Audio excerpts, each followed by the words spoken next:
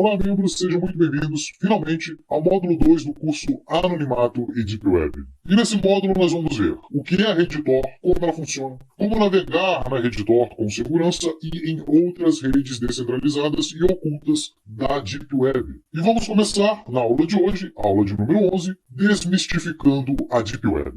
A definição de Deep Web foi cunhada pelo pesquisador Michael Bergman em um artigo científico lá em 2001, que dizia o seguinte: Deep Web é toda parte da internet que não é acessível diretamente por mecanismos de busca. Nesse artigo, Bergman diz que pesquisar na internet pode ser comparado a arrastar uma rede pela superfície do oceano. Ou seja, quando você faz uma busca no Google ou no DuckDuckGo, na verdade você está pescando informações na superfície da internet, ou na Surface Web. Bergman ainda descreve que, embora muitas informações possam ser capturadas nessa rede, ainda há uma riqueza de informações profundas, daí vem o termo deep, e portanto perdidas. Porque como o endereço desse conteúdo muda dinamicamente, é impossível indexá-lo. E se não é possível indexá-lo, ele se torna praticamente invisível nos mecanismos de busca da Surface Web. A analogia perfeita, então, para esse caso é que ao invés de você jogar uma rede, e a rede ela só vai ficar ali na superfície, você joga então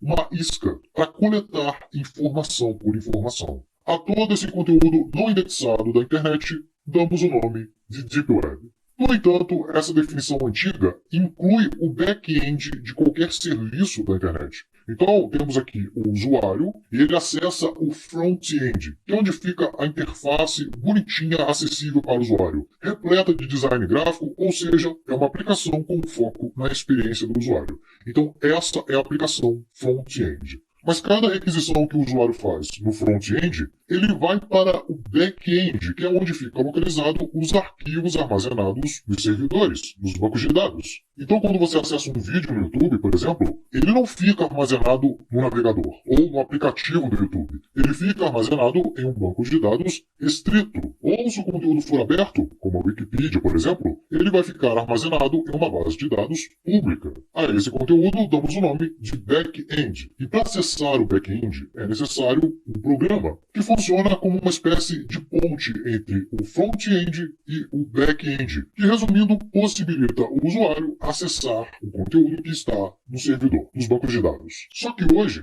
essa definição de Deep Web, incluindo o back-end de sites e serviços da Surface Web, não faz mais sentido. Não faz sentido acessar o conteúdo da Wikipedia pela Deep Web. E também não dá para assistir os vídeos do YouTube, porque simplesmente eles estão restritos em uma base de dados protegida pelo YouTube. Então hoje, a definição correta, ou a definição prática do que é Deep Web, passa a ser a seguinte: Deep Web é todo sistema conectado à internet que fornece anonimato e descentralização. E se analisarmos bem a estrutura, é exatamente o que separa a Deep Web da Surface Web. E isso fica bem nítido quando olhamos para esse diagrama aqui embaixo. Nós temos do lado esquerdo, em vermelho, o back-end, que fornece o básico, serviços e bases de dados, tanto públicas como restritas. E do lado direito, escalonado em verde, temos o front-end. E o que vamos encontrar como front-end na Surface Web são serviços que não fornecem anonimato e nem descentralização, serviços que fornecem descentralização, mas não oferecem anonimato, como por exemplo o torrent,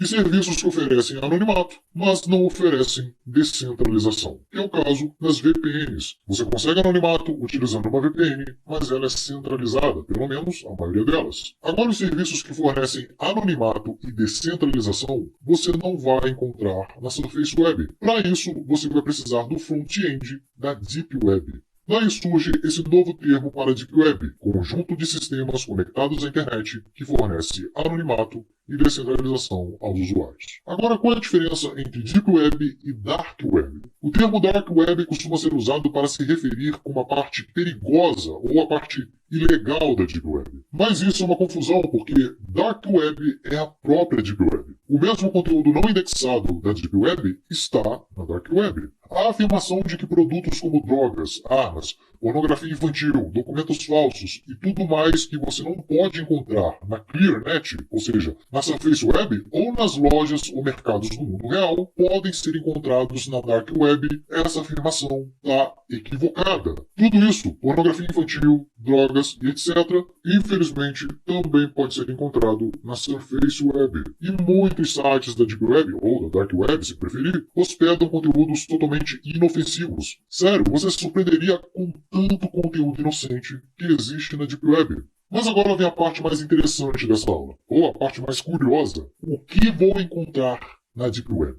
Primeiro, vamos revisar algumas definições. Mais uma vez, definição de Deep Web: todo sistema conectado à internet que forneça anonimato e descentralização. E o que é anonimato diz respeito a ninguém ser capaz de saber que você é o responsável por postar um dado conteúdo. É o que vimos na aula 1 de introdução do módulo 1. Que pode ser obtido através da rede Tor, que já vamos ver na próxima aula, ou através de VPNs, só que de forma centralizada. E descentralização, que é o que buscamos na Deep Web, diz respeito a ninguém ser capaz de tirar um conteúdo que você postou do ar, já que esse conteúdo é hospedado e espalhado por diversos computadores na internet. Isso implica que você vai encontrar na Deep Web, em sua maioria, conteúdos legais ou ilegais que precisem de anonimato e descentralização. Mas também, como eu já afirmei, você vai encontrar conteúdos que não precisam de nenhum desses dois fatores, assim como na Surface Web. Então, eis aqui algumas coisas legais que você vai encontrar na Deep Web. E, só abrindo parênteses aqui, o termo legal ou ilegal é subjetivo. Não significa que algo ilegal é antiético. O contrário também é possível. Então você encontra sites de notícias que provavelmente seriam censurados em seus países, fóruns de discussão sobre práticas não necessariamente ilegais, como hacking, pornografia legal ou fetiches consensuais, sites que agregam imagens de violência gráfica, que pode ser algo meio bizarro, mas não tem nada de errado nisso, páginas de cultos ou seitas, que também não tem nada de errado, desde que não esteja agredindo ninguém, plataformas para denunciantes, espelhos de sites da Surface Web, diretórios de links, repositório de softwares, cassinos e jogos de azar, e nesse caso aqui pode ser um exemplo completamente ético. No entanto, o Estado foi lá, rabiscou em um papel dizendo que é ilegal. Lá você encontra também bibliotecas e artigos científicos, instituições financeiras, venda de criptomoedas, ou seja, corretoras, exchanges, vendas de produtos por criptomoedas, enigmas, site de perguntas e respostas, similar ao Quora, serviços de chat e e-mail anônimos e até streaming de áudio, web rádio, por exemplo. Agora, as coisas que você vai encontrar na Deep Web que o Estado considera como ilegais ou que são até mesmo antiéticas, como, por exemplo, pornografia ilegal, normalmente infantil, ou estupro. O ato de assistir esse conteúdo não é antiético, no entanto, é no mínimo imoral e considero até doentio. E, é claro, nem se fala sobre o ato em si que está sendo praticado ali no vídeo, né? Totalmente criminoso. Sites que permitem financiar organizações criminosas, manuais para a fabricação de drogas, bombas, armas e modificações em armas, manuais para cometer crimes como estupros e assassinatos, tortura e assassinatos sob encomenda, venda de informações bancárias de terceiros, venda de documentos falsos como passaportes, promoção e recrutamento de atividades terroristas, venda de drogas e armas, e esse aqui é crime segundo o Estado, não há nada de errado você vender drogas e armas, é uma troca voluntária e ninguém está sendo agredido. O mesmo vale para a venda de órgãos. Se o órgão é meu, eu posso fazer o que quiser, é o meu corpo, minha propriedade privada.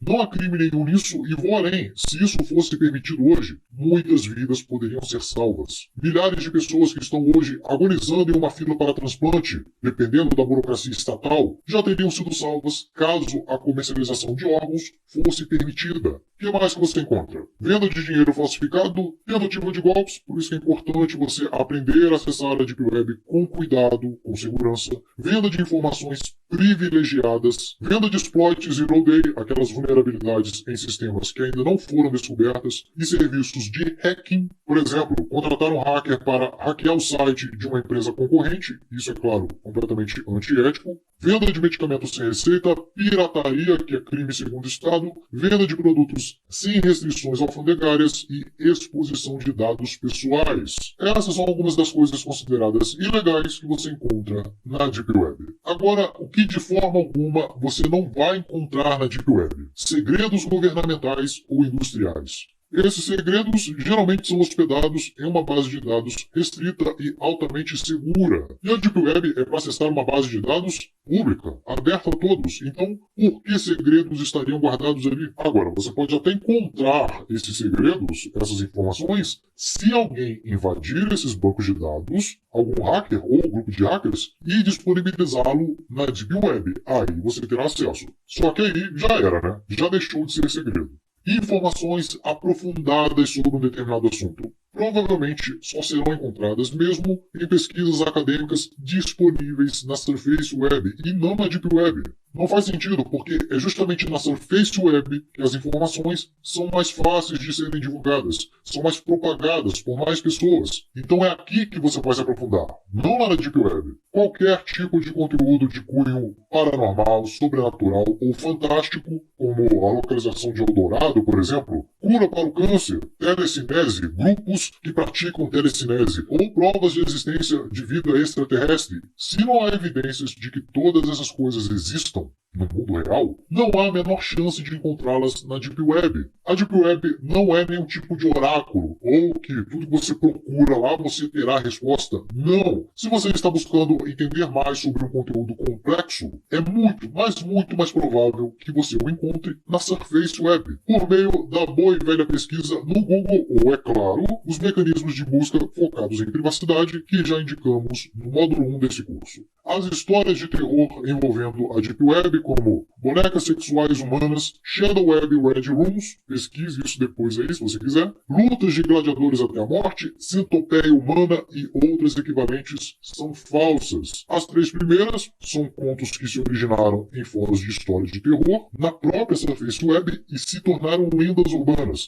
E a última é apenas o tema de 3 filmes de ficção que eu não pretendo assistir e sugiro que você também não assista. Resumindo, se algo desconhecido viola alguma lei natural, como a lei da física, por exemplo, não é possível provar que ela exista no mundo real. E se ela não existe no mundo real, também não existe na Deep Web. Então, se você for procurar na Deep Web por existência de dragões ou evidências de que a Terra é plana, você não vai encontrar nada, porque essas coisas simplesmente não existem. Agora vamos ver como a Deep Web é dividida.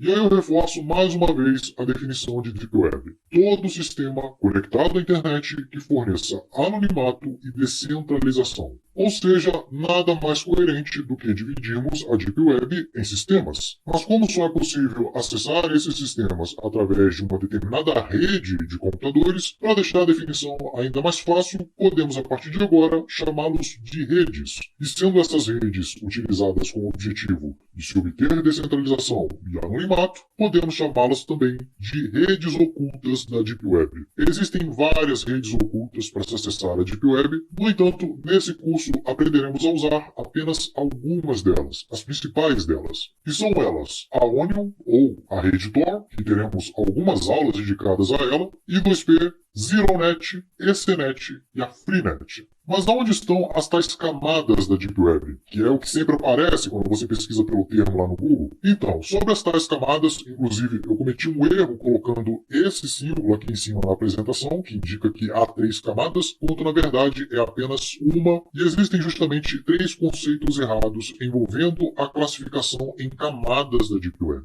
Noção 1, que quanto mais profundo é o conteúdo, mais ilegal ou macabro ele é. Olha, essa pode ser a mais razoável das 3, mas ainda assim ela apresenta alguns problemas. Porque qual exatamente seria o critério para se classificar um conteúdo como mais ilegal do que o outro? Porque o conceito de macabro ou ilegal, como nós vimos, é completamente subjetivo. O que eu considero macabro pode não ser macabro para você, e vice-versa. O que é ilegal para o Estado ou para um determinado governo não é ilegal para outro governo, como exemplo do cassino. Nos Estados Unidos, cassino é legal, enquanto no Brasil é ilegal. Ser homossexual na América Latina, na América do Norte, na Europa, em vários países do mundo, não é crime. Mas em alguns países islâmicos, sim, é crime ser homossexual, inclusive dá pena de morte em alguns deles. Ou seja, o que tem que ficar claro aqui, o conceito de ilegal ou macabro é subjetivo. Além disso, como eu disse anteriormente, a Deep Web é repleta de sites totalmente legais e inocentes, ao passo que é possível encontrar muita coisa ilegal e doentia, como pornografia infantil, por exemplo, na Surface Web. Então essa classificação implicaria em misturar todos os sites, além de envolver um critério completamente relativo, ou seja, é uma afirmação, no mínimo, muito vaga. Noção 2, quanto mais profundo é o conteúdo, mais difícil ele é de ser acessado. Essa noção é considerada errada porque dificuldade também é uma coisa subjetiva, em especial quando tentamos comparar as dificuldades em se executar uma sequência de passos em um computador. Sinceramente, eu conheço algumas pessoas que ainda hoje não aprenderam a acessar a internet, a Surface Web. Então qual seria exatamente o critério? O número de passos que a pessoa tem que dar para acessar o conteúdo? O tempo que eu levo para executar esses passos? O tempo que a sua tia leva? O tempo que você leva? Sendo assim, por mais que essa noção permitiria separar as redes em dificuldade, ela envolveria um critério totalmente relativo e impreciso. E por fim, a classificação 3. Quanto mais profundo é o conteúdo, maior a quantidade de informações que podem ser encontradas lá, ou seja, quanto mais fundo você cavar, maior será o tesouro. Essa é a noção mais errada de todas, porque apesar do conteúdo da Deep Web ser vasto, todo esse conteúdo não é indexado, porque o conteúdo foi criado para isso, para ser oculto da Surface Web, para que seja difícil mesmo as pessoas acessarem esse conteúdo. A melhor fonte de informação, sem dúvida, em toda a internet é o mecanismo de busca na Surface Web. Se você quer muitas informações sobre determinado assunto, sobre determinado conteúdo, é lá que você vai encontrar. Não na Deep Web. Nenhuma rede da Deep Web vai lhe fornecer tanta informação quanto a que você pode, com os procedimentos corretos, encontrar na internet comum. Mas aí ainda pode ficar aquela dúvida, né? Onde está a Dark Web? O conceito de Dark Web é alvo de muito debate. Há quem defina a Dark Web como toda a parte não indexada que fornece anonimato. E como já vimos, esse é o conceito de Deep Web. E atualmente o termo tem sido usado para se referir a toda atividade legal realizada na internet, que segundo este relatório desse gráfico aí ao lado, é muito pequeno comparado a outros conteúdos totalmente inofensivos. Então, por esse motivo, prefiro não adotar essa classificação de Dark Web, uma vez que não existem separações técnicas que permitam distinguir entre o que é Dark Web e o que não é. A verdade é que todo conteúdo que o Estado não consegue controlar, não consegue regular, ele vai chamar de ruim, dark, mercado negro. O establishment, o governo, o Estado, junto à mídia convencional, à mídia tradicional, sempre farão o possível para dar uma conotação negativa a essas coisas, para que as pessoas fiquem com medo e não busquem por esses serviços, que não acessem essa rede. É esse o objetivo deles, impor medo nos indivíduos e deixá-los ignorantes quanto a esse assunto. Você não vê ninguém educando as pessoas sobre a Deep Web. O que eles dizem é que é ruim, que lá só tem criminosos, assassinos, traficantes de drogas, quando na verdade nós vimos que não. A maioria das pessoas que estão na Deep Web estão lá porque a Surface Web expulsou elas. Porque o único lugar na internet é o refúgio, onde elas podem se comunicar sem serem perseguidas por pessoas, indivíduos, corporações e principalmente de governos. Então essa foi a aula de hoje, a primeira aula do módulo 2. Próxima aula, Editor, como funciona e como navegar com ela na Surface Web. Depois é que vamos ver como navegar na Deep Web, ok? Então é isso, nos vemos lá. Até a próxima aula.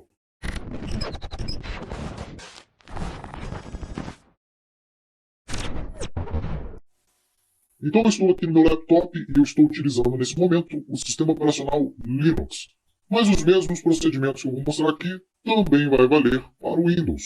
E aqui do lado direito eu vou colocar as configurações equivalentes para smartphone. Então eu vou gravar a tela do meu celular fazendo as configurações e vou deixá-la aqui no canto da tela para você que esteja acessando o Tor pelo celular saiba também como configurá-lo, ok?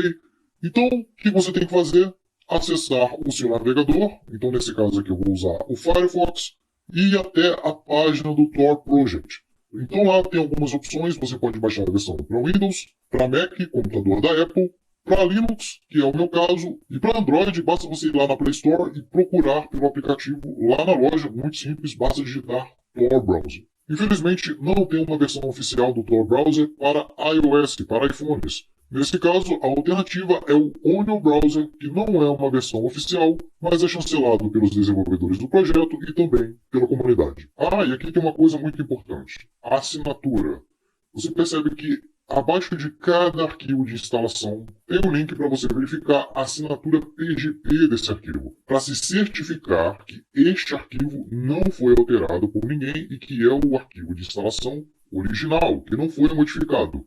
Mas infelizmente foge do escopo aqui dessa aula, então sugiro que vocês vão no YouTube e encontrem vários tutoriais ensinando como fazer aí a verificação de assinatura PGP. Mas nesse caso aqui, vamos partir do princípio que a fonte é confiável e que o arquivo não foi alterado. Aqui no computador, após finalizar o download, o arquivo tem um pouco mais de 75 MB, vá até a pasta de download e extraia os arquivos de lá. Se for no Windows, não precisa fazer isso, tá?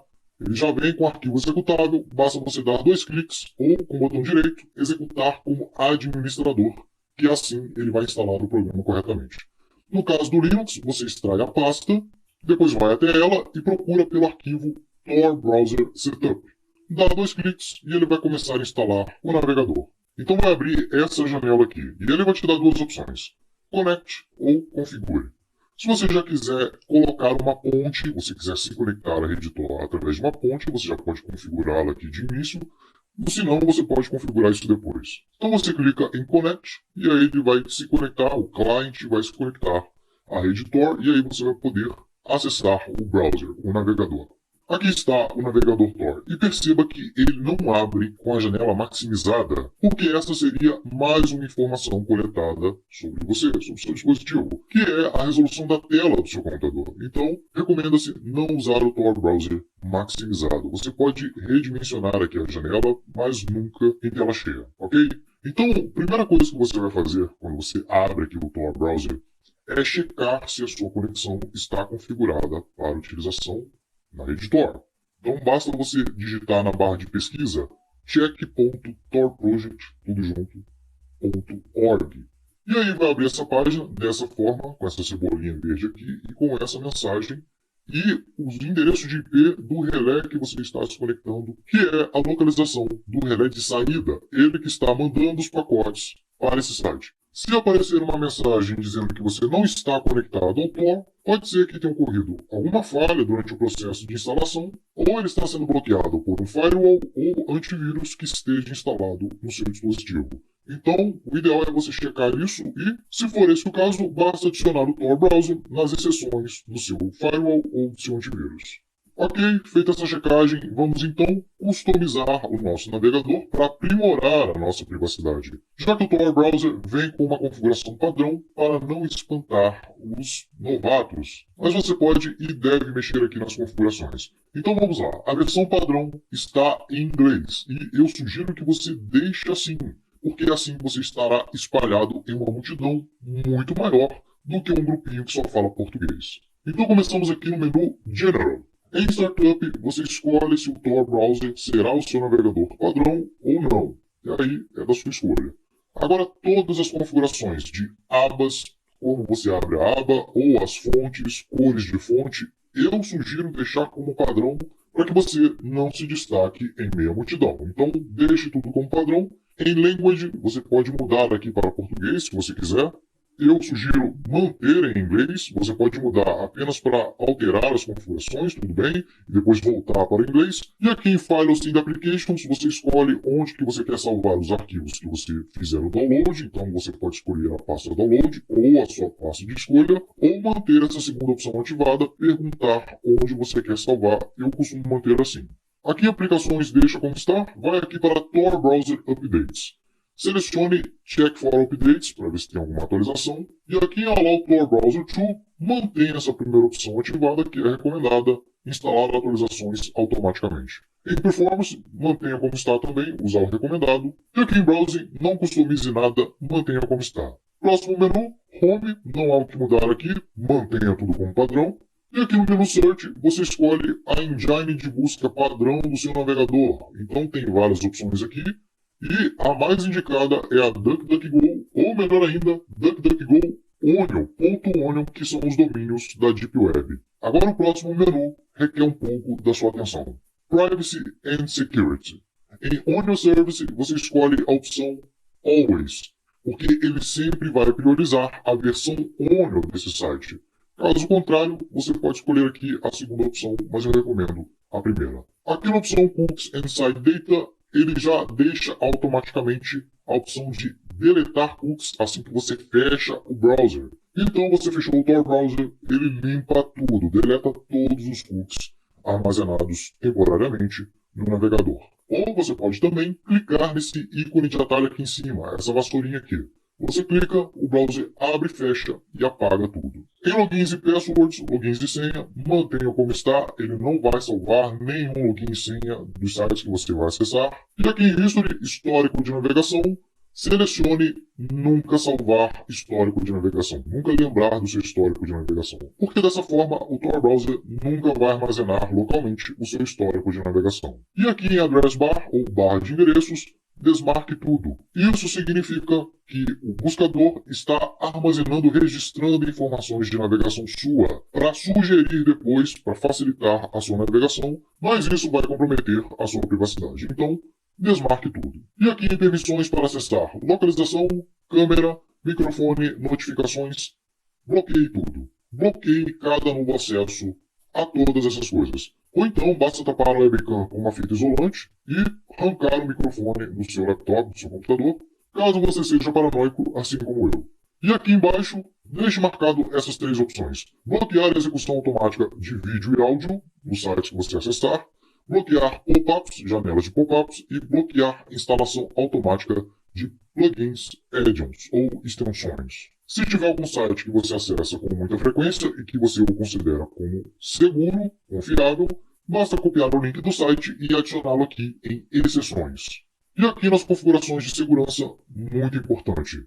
Em Security Level, para não espantar os usuários novatos, ele deixa na opção Standard, padrão. Mas se você quiser incrementar a sua privacidade e a sua segurança, você deve escolher ou a opção Safer ou a terceira opção Safest, segurança máxima.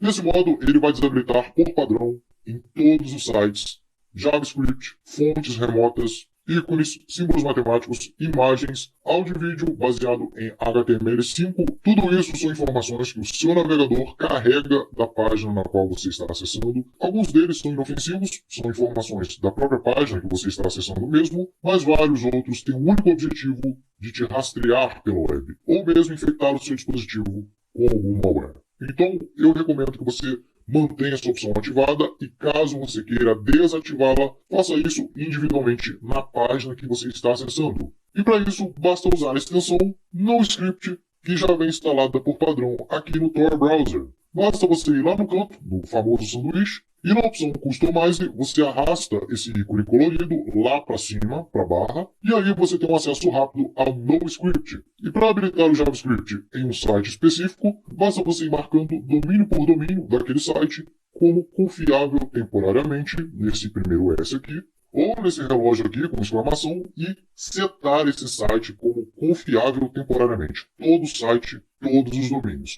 É recomendado fazer isso domínio por domínio, até que seja habilitado as informações do site, porque um desses domínios é responsável por carregar as informações básicas do site. Se esse domínio não puder carregar scripts, o site costuma quebrar, você não consegue ver nada no site. Então, ao invés de você aprovar o site todo, você vai aprovando domínio por domínio até o site ficar visível, navegável. Assim, você mantém a sua navegação naquele site o mais segura possível e a sua experiência de navegação não será comprometida.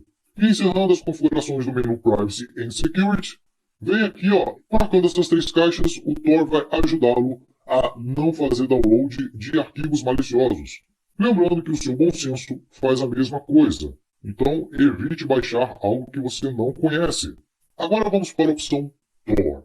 E aqui há duas configurações. A primeira, você seleciona uma ponte. Isso daqui é para, no caso, você não quer que o SP saiba que você está usando o Tor. Mas se você preferir, você pode ir lá no site do Tor Project e solicitar uma bridge, uma ponte específica, que é a que você vai se conectar primeiro, será o primeiro relé do seu circuito. E você ainda tem a opção de se conectar à internet com Tor e um proxy.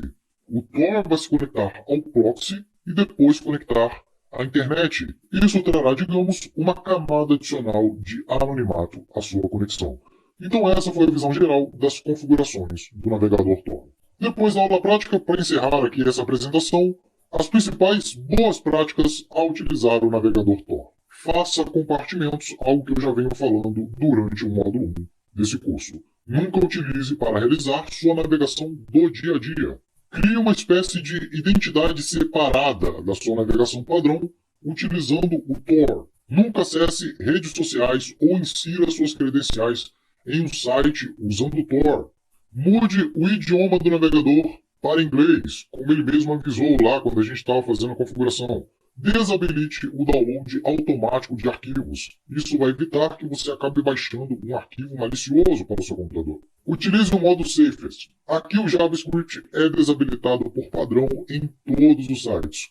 Isso irá impedir que o navegador carregue automaticamente scripts potencialmente maliciosos. Outra dica muito importante, não maximize a janela de navegação do Tor. Evite digitar no navegador Tor. Isso daqui vale para qualquer navegador. Prefira digitar em um arquivo de texto separado e depois colar esse conteúdo no navegador. Use o Tor em uma máquina virtual, porque assim o tráfego fica isolado do sistema operacional, evitando qualquer infecção acidental por malwares. Ainda nesse curso, você irá aprender como configurar uma máquina virtual para utilizar o Tor. E por fim, use pontes como padrão, bridges, porque isso irá disfarçar um pouco a sua navegação na rede Tor do seu provedor de internet, do seu ISP. Então essa foi a aula de hoje.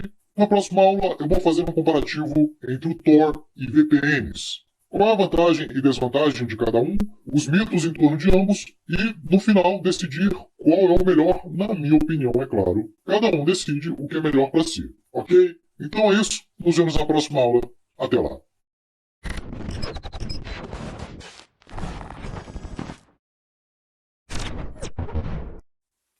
Olá, membros, sejam muito bem-vindos a mais uma aula do curso Anonimato e Deep Web, e hoje nós vamos falar sobre o Tor, anonimato e privacidade em alto nível, como funciona a rede Tor e como utilizá-lo para navegar na Surface Web. Mas antes, uma breve história. A história do Tor remonta à década de 90, quando a Office of Naval Research e a DARPA, agências estatais dos Estados Unidos, estavam trabalhando para criar uma rede de anonimato online em Washington. A essa rede foi dado o nome de roteamento cebola, ou do inglês onion routing, que saltava o tráfego em diferentes nós antes de sair para o destino final, ou seja, o tráfego não ia diretamente ao servidor final. Em 2002, a versão alfa do Tor foi desenvolvida e lançada por Paul Silverson, da Office Naval Research, e os desenvolvedores Roger Dingledine e Nick Mathewson, que tinham um contrato na época com a DARPA. Então esta equipe de 3 pessoas, trabalhando para o governo dos Estados Unidos, desenvolveu o Tor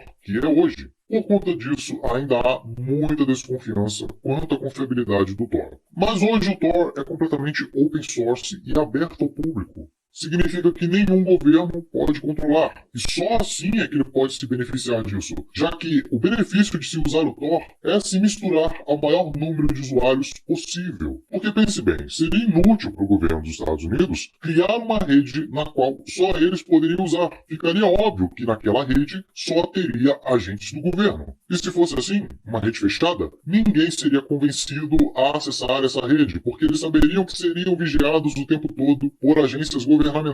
Portanto, a única forma de se criar uma rede verdadeiramente anônima e segura para que os próprios agentes do governo pudessem utilizar com segurança teria que beneficiar não só o governo, mas todo o público em geral, inclusive aqueles que viriam a utilizar essa rede para se esconder do governo. No entanto, há evidências de que governos estão tentando quebrar o anonimato dos usuários através do monitoramento dessa rede, do Tor. Entretanto, o custo para isso é altíssimo e pouco eficaz. Só para você ter uma ideia, demorou mais de 2 anos para pegar um pedófilo que utilizava a Deep Web, e é claro, nesse caso eu fico feliz que conseguiram pegá-lo. No entanto, foi necessário um esforço conjunto entre diversos governos de vários países da Europa, dos Estados Unidos, Israel, ou seja, uma força conjunta entre várias máfias estatais para pegar esse cara. Então, imagina o quanto foi gasto, o quanto foi consumido de recursos para pegar apenas um único indivíduo.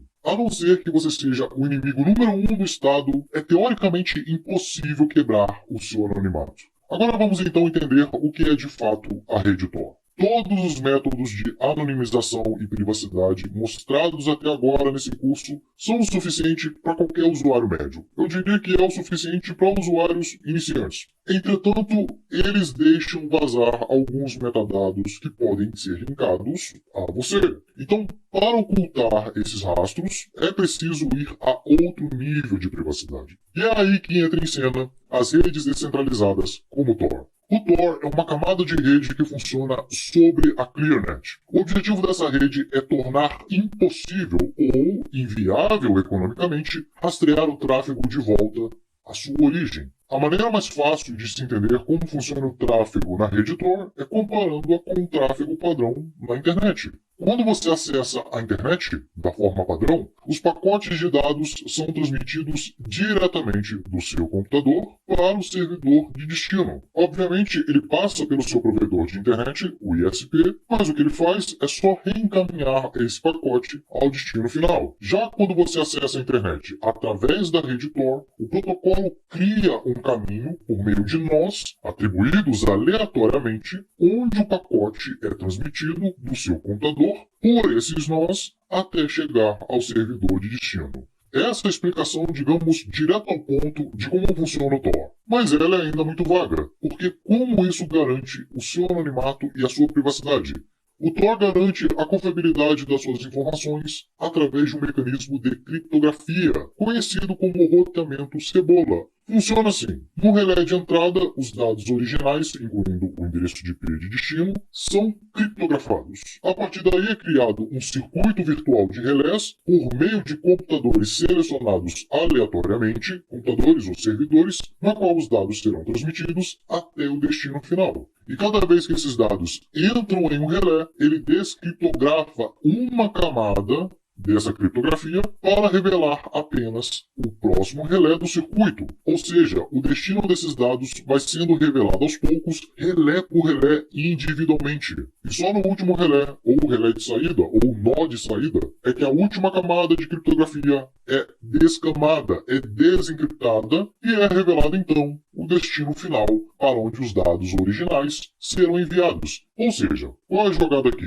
Nenhum relé individual jamais conhece o caminho completo que um pacote de dados percorreu. O relé de saída, que tira a última camada de criptografia dos dados, não revela e nem mesmo sabe o endereço de IP de origem, possibilitando assim comunicações anônimas, já que o propósito de anonimato é esse, esconder o remetente que enviou esses dados. Então na prática funciona assim: o relé 1 sabe a origem, mas não o destino. O relé 2 não conhece a origem e nem o destino. E o relé 3 conhece o destino, mas não faz ideia da sua origem. E para deixar ainda mais fácil esse entendimento, eu criei essa ilustração aqui. Tudo começa com a etapa 1. O cliente, ou seja, o Tor Browser, obtém uma lista de nodes de relés Tor, configurados para serem transmissores de dados dentro da rede Tor. E então vem a etapa 2. Sabendo o endereço de destino, um circuito com 3 relés é criado aleatoriamente até o site de destino. Circuito criado definido a localização desses relés, desses nodes. O cliente, o software instalado na máquina do usuário, negocia um conjunto de chaves criptografadas com o relé de entrada, também chamado de entry guard, para que ele retransmita esses dados para o próximo relé no circuito. E o próximo node recebe uma chave que o autoriza a saber apenas para onde ele vai mandar esses dados, o próximo relé. E aí ele retransmite mais uma vez esse pacote de dados para o próximo relé, que finalmente vai desencriptar a última camada e descobrir para onde vai o pacote de dados, revelando então o servidor de destino, o site de destino. E aí você entra na etapa 3 de anonimato da rede Tor. Ao visitar um novo site ou simplesmente clicar nesse botão azul para criar um novo circuito, um novo caminho por onde irá trafegar esse pacote de dados será criado automaticamente. E isso garante que seja muito difícil, se não quase que impossível, rastrear a sua navegação. Então, nesse exemplo aqui do lado, eu resolvi ver algumas fake news lá no G1, e aqui o navegador mandou para a ponte, que em seguida transmitiu para um relé lá na República Tcheca, que depois transmitiu para a Alemanha, que só então encaminhou lá para o servidor do Globo.com. E como é de se esperar, essa é a desvantagem do Tor. A conexão será um pouco mais lenta comparado à conexão padrão, sem utilizar a rede Tor. Esse é o preço do anonimato. De forma resumida, como o Tor garante o seu anonimato? Escondendo a sua localização, seu endereço de IP, pois os dados são retransmitidos de 3 lugares aleatórios pelo mundo. Esconde os metadados gerados a partir da conexão com o seu computador, já que o cliente do Tor, o navegador Tor, não armazena cookies, cache e histórico de navegação, é claro, se for configurado lá no navegador. Inibe mecanismos de rastreio, já que a trajetória da conexão muda a cada site acessado. E na rede Tor, todos os usuários são iguais aos olhos de um observador. A melhor analogia para isso seria o seguinte: algo como um grupo de 2,5 milhões de pessoas, que é a estimativa atual do número de indivíduos que acessam a rede Tor, caminhando pelas ruas, com a mesma roupa e com a mesma máscara. Por mais que o seu caminhado seja muito distinto dos demais, será difícil identificá-lo ali. E só uma observação: o Tor não protege o anonimato em aplicações externas. Para isso, você deve usar sistemas específicos que encriptam toda a comunicação que sai do seu dispositivo, computador ou smartphone, via Tor, através da rede Tor. E é o que veremos nas próximas aulas do módulo 2 desse curso. Agora, como o Tor não garante o seu anonimato, mesmo você usando o Tor, não tem jeito. Seu anonimato será comprometido. Por exemplo, ao acessar redes sociais. É como se você andasse em meio à multidão, só que segurando um cartaz com o seu nome. Personalizar o navegador e instalar extensões adicionais. Encher o navegador de extensões só vai deixá-lo destacado pela multidão. Então, quanto menos acessórios você utilizar enquanto caminha pela multidão, melhor. Navegar em sites que você acostumava a navegar enquanto estava logado, realizar compras em sites usando métodos de pagamento nominais, algo que já vimos como evitar na aula 9 desse curso, e usar sistema operacional comprometido com malware. Se o seu sistema operacional estiver infectado com um vírus que pode ler o que você está digitando, visualizar o que aparece na tela, acessar a sua webcam ou seu microfone, não há nada que o Tor possa fazer. Ou seja, o Tor não substitui o principal mecanismo de defesa, o usuário. Agora, como o Tor garante a privacidade, os dados trafegados são encriptados em camadas até o último relé, até o nó de saída. Ou seja, todos os dados que você trafega até o destino final só podem ser lidos no último relé. Então, até esse ponto do circuito, os seus dados são privados, estão encriptados. Então, esse último relé tem seus dados, conhece o servidor para onde eles estão indo, mas ele não consegue relacionar esses dados com a sua identidade. Então, se esses dados não podem ser associados a você, sua privacidade está garantida. Mas em alguns casos, o Tor não garante sua privacidade. Como, por exemplo, logar em uma rede social. Mais uma vez, outra forma é você dar o azar de, ao acessar um site pela rede Tor, o seu tráfego passa por um nó de entrada ou de saída malicioso, que coletam os dados e a partir daí tentam analisar o comportamento padrão dos indivíduos. Isso é extremamente trabalhoso, extremamente custoso, em uma probabilidade muito pequena, mas se isso acontecer, o seu anonimato e a sua privacidade podem ser quebrados. Ao acessar sites sem criptografia, então é bom sempre você verificar se o site tem HTTPS, algo que vimos na aula 6, só que para evitar isso basta utilizar a extensão HTTPS Everywhere, que já está presente por padrão no Tor Browser. E por fim, se o seu sistema operacional estiver comprometido, mais uma vez, estiver infectado com malware, não é possível garantir a sua privacidade e isso não é uma limitação do Tor. É uma limitação sua. Falta de segurança por parte do usuário. E agora, algumas limitações do Tor. Como eu já disse, a conexão vai ser mais lenta comparado à conexão padrão, já que ela passa por 3 relés aleatórios ao redor do mundo antes de chegar ao destino final, e outras que eu listei aqui, por exemplo, o navegador Tor é baseado no Firefox, portanto, ele é suscetível a vulnerabilidades, assim como qualquer navegador. E essa aqui, já mencionei anteriormente, se alguém mal intencionado, e na maioria dos casos serão governos, estiver executando um nó de entrada e saída, por meio de uma análise de tráfego mais sofisticada, uma análise estatística por meio de softwares avançados, pago com o dinheiro dos próprios usuários que utilizam essa rede, seu anonimato pode ser derrubado. Outro problema que eu vejo é que o governo americano é o maior financiador do Tor Project. Ou seja, isso pode abrir brecha para eles intervirem no desenvolvimento do projeto, ou, inclusive,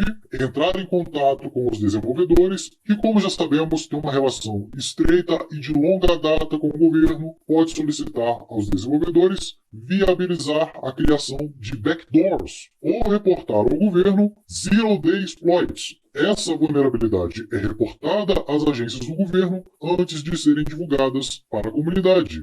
E há evidências que isso acontece com muita frequência, não é conspiração. Inclusive, eu estou deixando aqui embaixo os links para as fontes com essas informações. Ainda assim, considerando que o governo também depende do Tor, ele não pode quebrá-lo. Se ele quebrar, ele também não terá anonimato, e anonimato é extremamente importante para as máfias estatais. Afinal, os crimes mais horrendos e incomensuráveis são cometidos por eles. Mas ainda assim, eles podem vigiá-lo mais de perto e coletar informações bem específicas, principalmente se você se tornar um inimigo poderoso ou começar a incomodá-los demais. Bom, agora que já vimos como o Tor funciona na teoria, vamos então para a aula prática.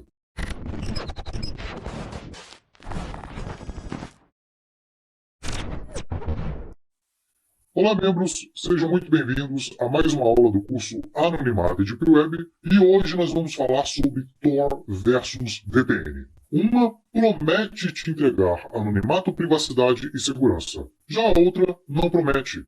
Entrega de verdade tudo isso a você. Há muita confusão hoje na internet sobre o propósito de cada uma dessas tecnologias, principalmente pelo fato de que muitas empresas de VPN surgiram nos últimos 10 anos com barateamento de servidores, de aluguel de servidores principalmente, e houve uma inundação de artigos e vídeos na internet patrocinados por essas empresas. Muitos deles são enganosos, eu diria a maioria, visando atingir o público leigo, que no geral dispõe de pouquíssimo conhecimento técnico, para não dizer nenhum, e acabam tomando uma decisão equivocada de contratar um serviço de VPN que não vai entregar aquilo que ele realmente precisa. Se esse for o seu caso, assim como já foi o meu, ao final dessa apresentação vai ficar muito claro qual serviço é superior, ou qual serviço te entrega de fato o que você precisa: anonimato, privacidade e segurança. Se você tiver alguma dúvida em relação a VPNs, recomendo revisar a aula 2 desse curso do módulo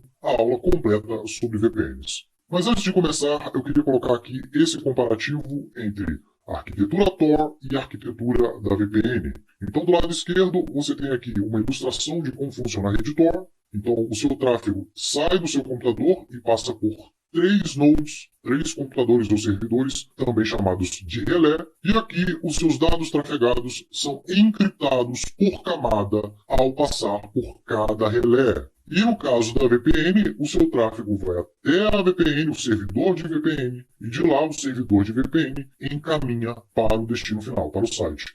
E, entre você e sua VPN, seu tráfego é encriptado. Do servidor da VPN para lá, até o servidor de destino, é desencriptado, similar ao que acontece depois que sai do último relé da rede Tor. O primeiro relé na rede Tor, também chamado de Entry Guard ou Node Guardião, ele sabe o seu endereço de IP, mas ele não sabe para onde está indo. Já na VPN, a VPN sabe o seu endereço de IP e sabe para onde está indo a sua conexão. Então, agora que você já tem em mente a arquitetura Tor e a arquitetura VPN, e sabe a diferença crucial entre ambas, vamos então ao comparativo entre as especificações, as categorias principais, e determinar qual atende às suas necessidades. E aqui estão eles: anonimato, privacidade, segurança, confiança, usabilidade, resistência à censura, velocidade e preço. E aqui não necessariamente em ordem de grandeza, tá? Eu coloquei aí de forma aleatória. Mas vamos lá começar com anonimato, a capacidade de ocultar a sua identidade. Nesse caso, escondendo o seu endereço de IP e, consequentemente, a sua localização. E como o Tor faz isso, os dados trafegados que saem do seu dispositivo passam por 3 computadores ou servidores independentes espalhados pelo mundo antes de chegar ao destino final. Ou seja, nenhum indivíduo envolvido nessa comunicação conhece a comunicação completa de onde sai o tráfego e para onde vai. Não é necessário cadastro ou qualquer autenticação no Tor. Basta baixar o navegador, o Tor Browser, e utilizar. Os relés, os computadores que participam dessa comunicação, são executados por diferentes participantes, ou seja, voluntários, a maioria deles, e por fim, os relés são determinados aleatoriamente em uma rede global, por meio do protocolo Tor. Isso garante que cada relé vai estar em uma posição geográfica diferente e não pertença ao mesmo indivíduo ou organização. Agora, como a VPN fornece anonimato? Os pacotes de dados passam por um único servidor, também chamado de hop ou salto, e como a criação e a manutenção de uma estrutura de servidor segura é cara, é muito usual as empresas de VPN alugarem espaços em servidores de terceiros, de empresas que já possuem grandes data centers, tais como Amazon, Google, Microsoft e IBM. E esse servidor ou servidores geralmente ficam localizados em uma outra região geográfica em um outro país. Algumas empresas oferecem a opção de 2 ou mais saltos, 2 ou mais servidores, também conhecido como multi-hub. No entanto, isso não é um padrão para todas as VPNs, e ainda assim a VPN atua como um nó de entrada e saída da sua conexão. Isso implica que ela conhece todo o seu tráfego, desde o início até o fim da sua comunicação, até o destino final. Qualquer VPN vai precisar de um cadastro mínimo seu, com endereço de e-mail, nome de cadastro ou senha, pelo menos. E poucas delas aceitam métodos de pagamento anônimo. Se a VPN aceita apenas métodos de pagamento tradicionais, nominais, acontece algo que é chamado de trilha de dinheiro e um link entre você e o serviço de VPN é criado. E tudo isso que eu falei, é claro, não garante anonimato coisa nenhuma. Quem vence fácil então essa categoria é o Tor. Privacidade. A capacidade de ocultar as suas atividades na internet. E como o Tor faz isso? Protege a sua privacidade, oculta o tráfego em 3 camadas a cada relé de forma independente na rede, por meio de criptografia, conhecida por roteamento cebola, algo que vimos na última aula, na aula 12. O Tor Browser é configurado para não armazenar cookies, históricos de navegação e cache, ou seja, o Tor inibe a criação de impressões digitais do seu navegador, que são metadados coletados sobre você que compõem um perfil único sobre os seus hábitos de navegação, como vimos na aula 3 do módulo 1 desse curso. Se configurado com uma bridge, uma ponte, sua navegação na rede Tor é disfarçada do seu ISP. O ISP, que é o seu provedor de internet, não consegue visualizar o tráfego e nem saber que você está utilizando a rede Tor. Entretanto, se você estiver acessando um site na Surface Web, na internet regular, o relé de saída precisa descriptografar os dados, o pacote de dados, para revelar o destino e enviá-lo para o servidor final. E como a VPN protege a sua privacidade, ocultando os dados do seu dispositivo até o servidor da VPN.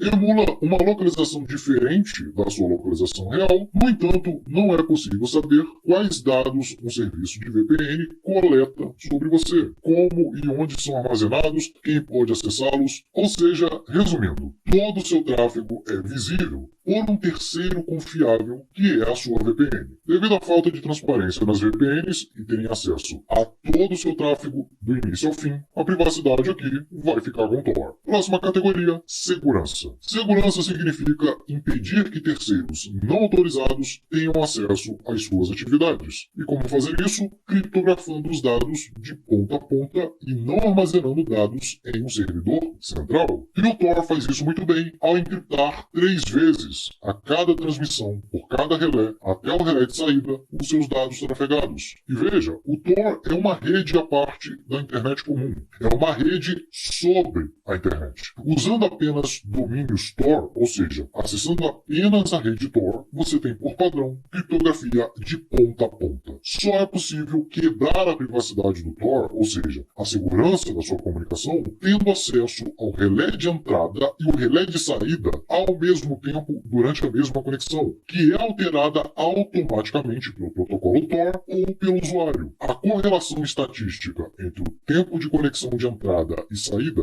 só é possível para alvos específicos e com muitos recursos dedicados, algo que só um adversário global é capaz de fazer. E como a VPN garante sua segurança? Criando um túnel criptografado até o servidor da VPN. Significa que o tráfego deixa a rede da sua VPN sem a criptografia da sua VPN. VPN não são redes separadas. Elas apenas criam uma rede virtual, daí o nome Virtual Private Network, para transferir os dados de um lado para o outro, dentro da própria internet, diferente do Tor, que tem uma rede separada, isolada da Surface Web. E no caso da VPN, o servidor pode ser hackeado para recuperar todos os dados que foram armazenados ali temporariamente, ou mesmo indefinidamente. A segurança de uma VPN depende exclusivamente das políticas de segurança do servidor que ela está utilizando. Resumindo, ao contratar uma VPN, sua segurança depende da confiança em um terceiro centralizado. Por esse motivo, quem ganha disparado aqui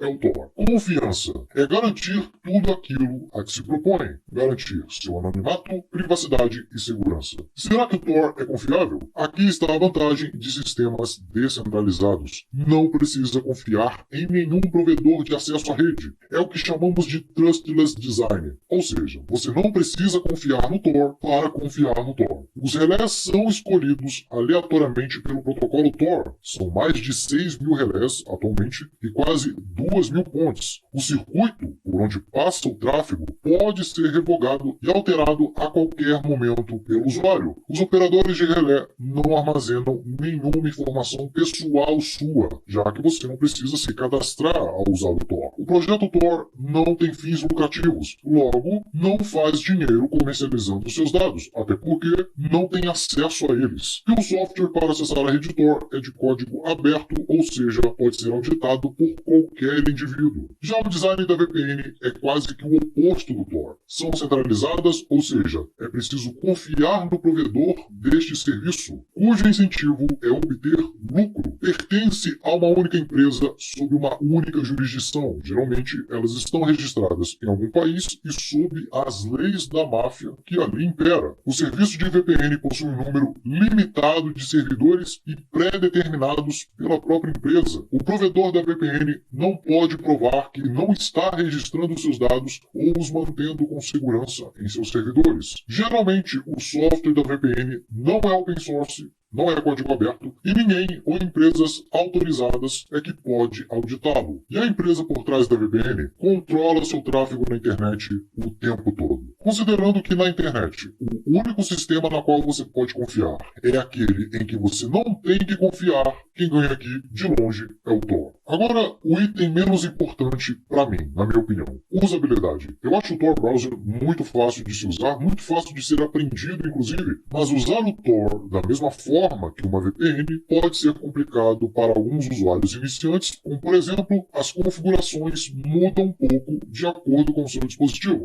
E para o usuário ter toda a proteção do Tor no sistema operacional e não apenas no navegador, que é o padrão, ele vai precisar modificar o sistema ou então aprender um pouco o básico sobre instalação de sistemas e configuração de máquinas virtuais, como por exemplo o Unix ou Tails, algo que vamos aprender nas próximas aulas desse módulo 2. Tais sistemas foram projetados para serem seguros e não amigáveis, ao contrário da VPN, que foi projetada mesmo para ser fácil de usar, já que o objetivo delas é ganhar dinheiro e não construir um sistema mais seguro para os usuários. Essa é que é a verdade. Então o aplicativo de VPN terá uma interface de usuário com paletas de cores amigáveis, conexão com um único toque, com um único clique. Ela também está disponível em qualquer sistema operacional e foi cuidadosamente projetada para cada um deles. Enfim, VPNs são negócios e negócios exigem clientes satisfeitos. Então dessa vez a usabilidade fica com a VPN. Resistência à censura. O quão difícil é proibir esses dois serviços. No caso do Tor, alguns sites ou países proíbem conexões provenientes do Tor, mas isso pode ser facilmente contornado usando bridges. Uma bridge ou ponte para o português é um nó de entrada que não está listado publicamente. normalmente, e com isso é possível contornar essa censura. No caso da VPN, elas são consideradas como legais e tendem a serem aceitas pela maioria dos serviços, já que é mais fácil identificar os usuários que estão utilizando uma VPN. No entanto, governos totalitários também podem proibir as VPNs, assim como o Tor. E quando isso acontecer, não há o que possa ser feito. Mais uma vez, a VPN é um serviço centralizado. Para não ser injusto, por ela não ser proibida na maioria dos casos, na categoria resistência à censura, eu dei vitória aos dois, Tor e VPN. Penúltimo quesito, velocidade. Aqui é óbvio, né? Se você se conectar à internet via Tor, serão necessários 3 saltos ao redor do mundo, enquanto na VPN é apenas um salto. Algumas VPNs fornecem a opção de configuração dual hop ou multi-hubs. Aí, nesse caso, a velocidade será basicamente a mesma do Tor ou pior. Ou seja, na configuração padrão, de um salto apenas, por óbvio, é muito mais rápida do que se conectar ao Tor. E por fim, preço. O Tor, como você já deve saber, é 100% gratuito. Não há venda de dados, pois não existe demanda por dados anonimizados, que são os dados que trafegam por esses nodes, por esses relés. No máximo, o único preço a se pagar no Tor é o tempo de espera um pouco maior do que a conexão padrão de internet. Já a VPN, existem opções 100% gratuitas, mas é muito provável que você seja o produto, que ela esteja vendendo seus dados, já que o design da VPN permite isso. Portanto, as opções mais confiáveis de VPN são aquelas que possuem versão paga, que você tem que pagar para ter acesso ao serviço. Então, no fim das contas, você vai precisar pagar a VPN ou com seu dinheiro, com seus dados, ou com ambos. Sendo assim, o Tor ganha no quesito preço e um vencedor incontestável desse comparativo. Então você está dizendo que uma VPN não serve para nada? Acredito que a VPN pode ser útil para você em 2 situações. Primeiro, esconder o tráfego apenas do seu provedor de serviços de internet. E 2, ocultar os seus downloads, como torrents de organizações anti-pirataria, ou ainda, que é o uso mais popular de VPNs, ocultar do seu serviço de streaming. E ok, tá tudo certo. Já é útil para muita gente. Se existe um serviço de VPN, é porque há demanda. E se há demanda, sem dúvida, ela é útil para alguém. Agora vamos aos mitos em relação ao Tor, muito comuns na internet. O Tor vai me colocar em uma lista de observação. Definitivamente não. O Tor tem atualmente mais de 2,5 milhões de usuários ativos. Uma vigilância direcionada talvez seja possível, como eu mencionei antes, só que é necessário muitos recursos e ainda assim contando com muitos erros sucessivos do usuário. A maioria dos usuários do Tor são pedófilos, traficantes, hackers e assassinos, então quero ficar longe disso. Olha, o Tor é neutro. Como toda ferramenta, ele pode ser usado para o bem quanto para o mal. Facas são usadas para cortar legumes, como também para cometer assassinatos. E, mesmo assim, facas não são proibidas, porque se proibi-las, prejudicaria todos que precisam cortar alimentos, que é a maioria. Assim é o Tor. Ele não faz distinção nenhuma entre os usuários e é justamente isso que o faz uma rede confiável para pessoas boas. Nessa apresentação, eu vou deixar uma lista com 41 formas legítimas de se usar a rede Tor. Mas os relés de saída podem fazer coisas assustadoras com o meu tráfego. Na verdade, isso só é possível ao acessar um site na versão HTTP. Mas hoje em dia, qualquer site utiliza a versão HTTPS. E neste caso, o relé de saída sabe o destino, mas não sabe exatamente o que contém dentro do pacote de dados. Mas o governo pode criar vários nós, colocar vários computadores e desanonimizar as pessoas que utilizarem o Tor. Embora o Tor não seja realmente uma solução mágica, um pó mágico, configurar muitos nós é um ataque muito improvável que pode ser detectado de maneira até bastante trivial pelo protocolo e é extremamente caro. Em primeiro lugar, para realmente desanonimizar no Tor, o governo precisaria de pelo menos um nó de entrada e um nó de saída, para então fazer uma análise de correlação estatística com o tempo de conexão na entrada em relação ao tempo de conexão na saída. Mas aqui está o problema. O nó de entrada é escolhido uma única vez e depois entra em uma espécie de fila de espera. Há também outros parâmetros de atraso, onde é preciso aguardar de 8 a 68 dias no máximo para se tornar um nó de entrada novamente. Ou seja, se o governo quiser se tornar seu nó de entrada da sua conexão, considerando os mais de 6 mil nós que existem hoje na rede Tor. Com combinado aos mais de 2,5 milhões de usuários, é uma chance extremamente baixa de o governo conseguir analisar a sua conexão. Porque é diferente de uma VPN. O Tor é um protocolo. Ele tem regras e essas regras visam inibir a desonestidade dos participantes na rede. E é por isso que o Tor é considerado tão seguro. Mas eu ouvi falar aí que ataque XYZ pode quebrar o Tor, hein? Então, mais uma vez, o Tor não é a prova de falhas. Na verdade, nenhum sistema é. Pode haver ataques por aí que a gente desconhece que podem sim ser usados para atacar o Tor, tentar desanonimizar os usuários do Tor. Contudo, é atualmente a melhor rede que temos no momento. Conforme o Tor cresce, a cada novo usuário e a cada novo nó, os ataques se tornarão mais difíceis e caros de se executar. Se há 10 anos atrás, quando o número de usuários na rede Tor era metade do que é hoje, a NSA não conseguiu quebrar a rede, já é pelo menos um indicativo de que o Tor não é fácil de se quebrar.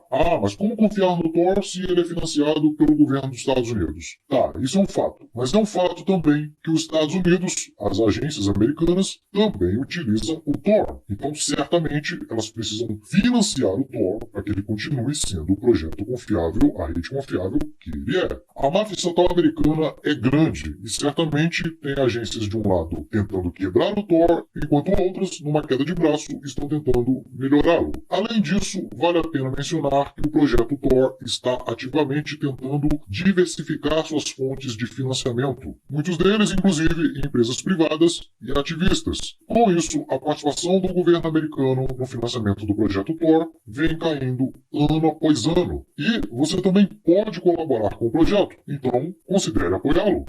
Então você está dizendo para mim que o Tor é inquebrável? Claro que não. Como já mencionei, o Tor não é uma bala de prata. Embora seja atualmente a melhor opção que temos, existem certos ataques, como esses ataques de correlação de tráfego. No entanto, isso pode ser evitado usando outras medidas técnicas de proteção que veremos adiante nesse curso e muito cuidado por parte do usuário. Se você não souber usar a ferramenta, não adianta de nada. Tor é uma maneira de tornar a vigilância em massa tão cara, tão difícil, que os governos agora terão que reduzir e concentrar seus esforços em alvos específicos, descartando então a vigilância em massa. Esse é o verdadeiro poder do Tor. Então encerramos a aula de hoje. Próxima aula, aula de número 14, vamos ver máquinas virtuais, usando o Tor em sistemas virtualizados, ok? Então é isso, nos vemos lá. Tchau!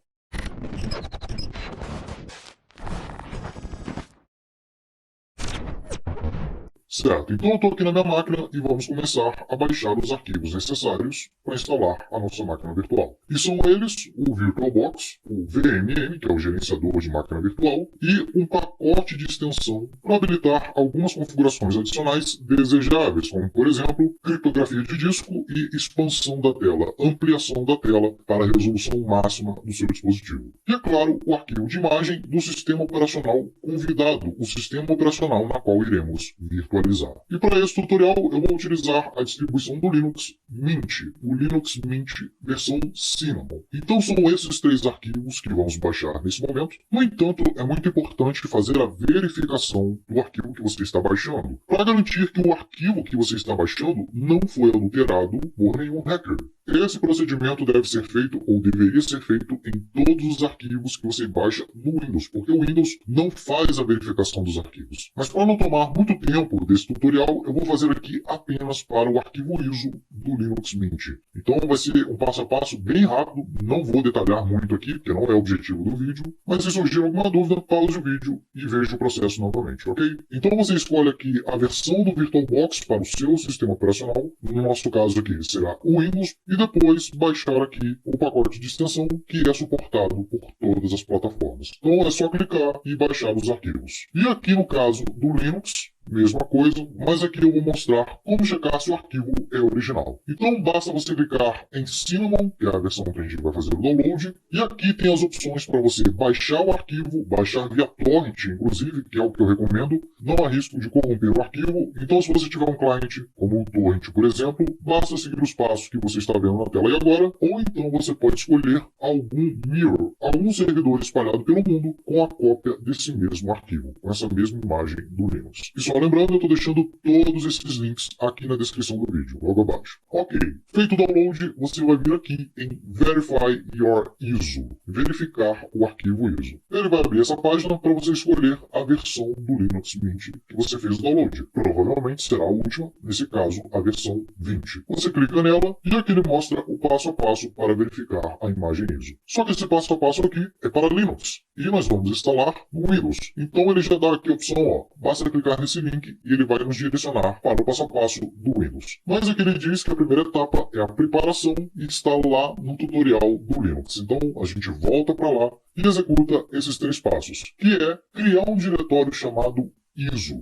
Então você vai lá, cria uma pasta ISO, tudo maiúsculo, pode ser em qualquer lugar, não tem problema, e você move a imagem que você baixou, a imagem do Linux Mint, para essa pasta que você acabou de criar. Feito isso, você vai salvar esses 2 arquivos aqui embaixo, ó, dentro da mesma pasta que você criou, a pasta ISO. Esse primeiro aqui, basta você clicar nesse link, e aí com o botão direito você clica em salvar como, direto lá dentro da pasta ISO. Se estiver muito corrido, pausa o vídeo e veja novamente. E esse daqui, basta você clicar e ele vai fazer o download automaticamente. O primeiro vai checar a integridade do arquivo ISO e o segundo vai checar a autenticidade do arquivo. Ok? Arquivos salvos na pasta, vamos então para a próxima etapa. 2. Baixar mais um arquivo. Eu sei, não é fácil. Quanto maior a segurança, menor a conveniência. Esse é justamente o software que vai possibilitar verificar a assinatura desse arquivo. Então você baixa, faz a instalação, é muito simples, basta clicar em avançar, avançar, avançar, exatamente como você está vendo aí na tela agora. E veja que é necessário também verificar a assinatura do verificador de assinatura. Não vou fazer isso aqui, se você quiser, tem aqui o passo a passo, mas lembre-se que tudo isso é uma preocupação paranoica. Dificilmente um hacker vai conseguir invadir todos os servidores e modificar todos esses arquivos. A possibilidade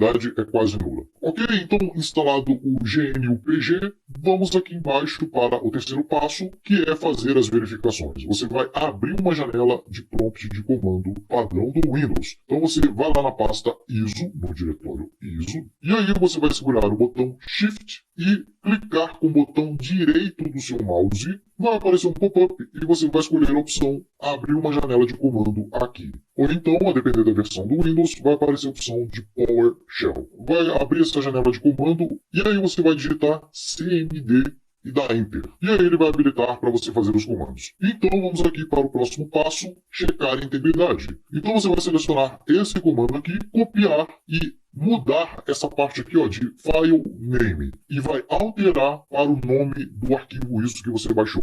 Então você deleta aqui File Name e muda para Linux Mint blá blá blá, ok? Depois da alteração, você copia esse código e cola lá dentro da janela de comando. Basta clicar no botão direito do mouse e ele já vai colar automaticamente. Colou, dá Enter.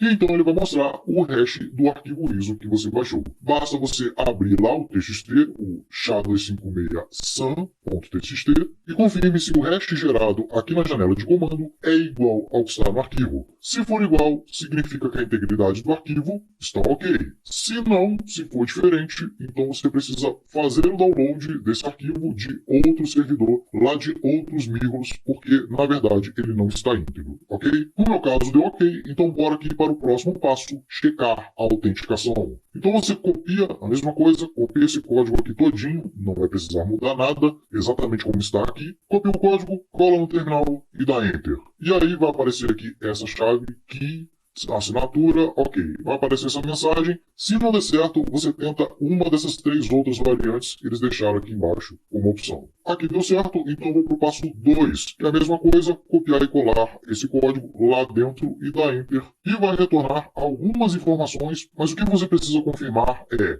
a fingerprint, a impressão digital e se a assinatura está boa. Ou seja, essa mensagem aqui, good signature from Linux Mint ISO tal. Se essas 2 informações batem com o que foi gerado na sua janela de comando, significa que a imagem ISO é autêntica. E aí podemos seguir aqui aqui com o tutorial. Caso contrário, volte lá e baixe outro arquivo, porque esse daí está bichado. Então esse foi o procedimento de checar a autenticidade do arquivo baixado da internet. Arquivos baixados, vamos então à instalação da nossa máquina virtual. Começando pela instalação do aplicativo VirtualBox. Então eu vou passar aí na tela como é feita a instalação, muito prático. Basta clicar em Next, Next, Next e pronto. Instalado o VirtualBox, é hora de criar a nossa máquina virtual. E a primeira coisa a se fazer é instalar aquele pacote de extensões, lembra? Aquele que você baixou junto com o VirtualBox. Então você vem aqui em Arquivo, depois em Preferências, e então vai abrir essa janela com as preferências do VirtualBox. Então você vai até lá embaixo em Extensões, clica nesse botão aqui ao lado e navegue até a pasta onde você baixou a extensão. 2 cliques e aí vai aparecer essa janela. Clique em instalar, ele vai pedir para você concordar com os termos. Você concorda e pronto, o pack de extensão para o VirtualBox está instalado. É só clicar em OK e seguir adiante. E agora vamos de fato instalar o sistema operacional que será a nossa máquina virtual. Basta você vir aqui em Novo, esse botão azul aqui, e vai abrir esta janela. Em nome você vai dar o nome da sua máquina virtual e aqui tem que ser o mais genérico possível. No meu caso aqui, Máquina Virtual 2. Escolha a pasta da máquina virtual, aí é de sua escolha. Depois embaixo o tipo e versão do sistema operacional. No nosso caso aqui, Linux Ubuntu 64 bits, já que o Mint é baseado na versão Ubuntu do Linux. Feito isso, clique em Next ou Próximo. E aqui temos a configuração do tamanho da memória RAM da sua máquina virtual. Aí lembra que eu disse que para se trabalhar bem deve ter ali pelo menos 2 GB? Então é o que vamos fazer aqui, aumentar, no momento está em 1024 MB. Vamos colocar aqui 2 GB de memória RAM. E perceba que eu poderia usar muito mais, no meu caso aqui tem 32 aproximadamente. E assim, eu já sei quanto eu tenho de memória RAM disponível para uso. Se não for o seu caso, se você não sabe quanto você tem de memória, o ideal é você abrir o gerenciador de tarefa e visualizar o percentual em uso de memória RAM. Escolha o tamanho da memória RAM, clique em próximo e agora vamos escolher o disco rígido, a memória de armazenamento da sua máquina virtual. E aqui ele dá algumas dicas, sugiro que você leia o que está escrito aqui, porque isso aqui vai te auxiliar a escolher a opção correta. Nesse caso aqui, para isolar a nossa máquina virtual, vamos criar um novo disco rígido virtual. É só clicar em criar e escolher o tipo de arquivo de disco rígido. E aqui você pode escolher o VDI, que é o padrão do VirtualBox, ou caso você pretenda utilizar esse disco rígido para outro software de máquina virtual, basta você escolher aqui embaixo VHD ou VMDK. E o próximo passo é escolher o tipo de armazenamento do disco rígido. Então você escolhe aqui entre tamanho fixo ou então, se você preferir, se você não sabe o quanto você vai gastar com essa máquina virtual, basta selecionar aqui dinamicamente alocado, que ele vai alocar espaço físico de acordo com o uso. Bom, eu prefiro assim porque aí eu não preciso me preocupar com a alocação de espaço físico. Clique em próximo e aqui você vai escolher a localização de onde você vai armazenar os arquivos e o tamanho do arquivo. Nesse caso aqui, como a gente escolheu a opção dinamicamente alocado, pouco importa o tamanho que você escolher aqui. Você pode selecionar aqui até 2 TB, mesmo que seu computador não tenha esse espaço de armazenamento disponível, que é o meu caso,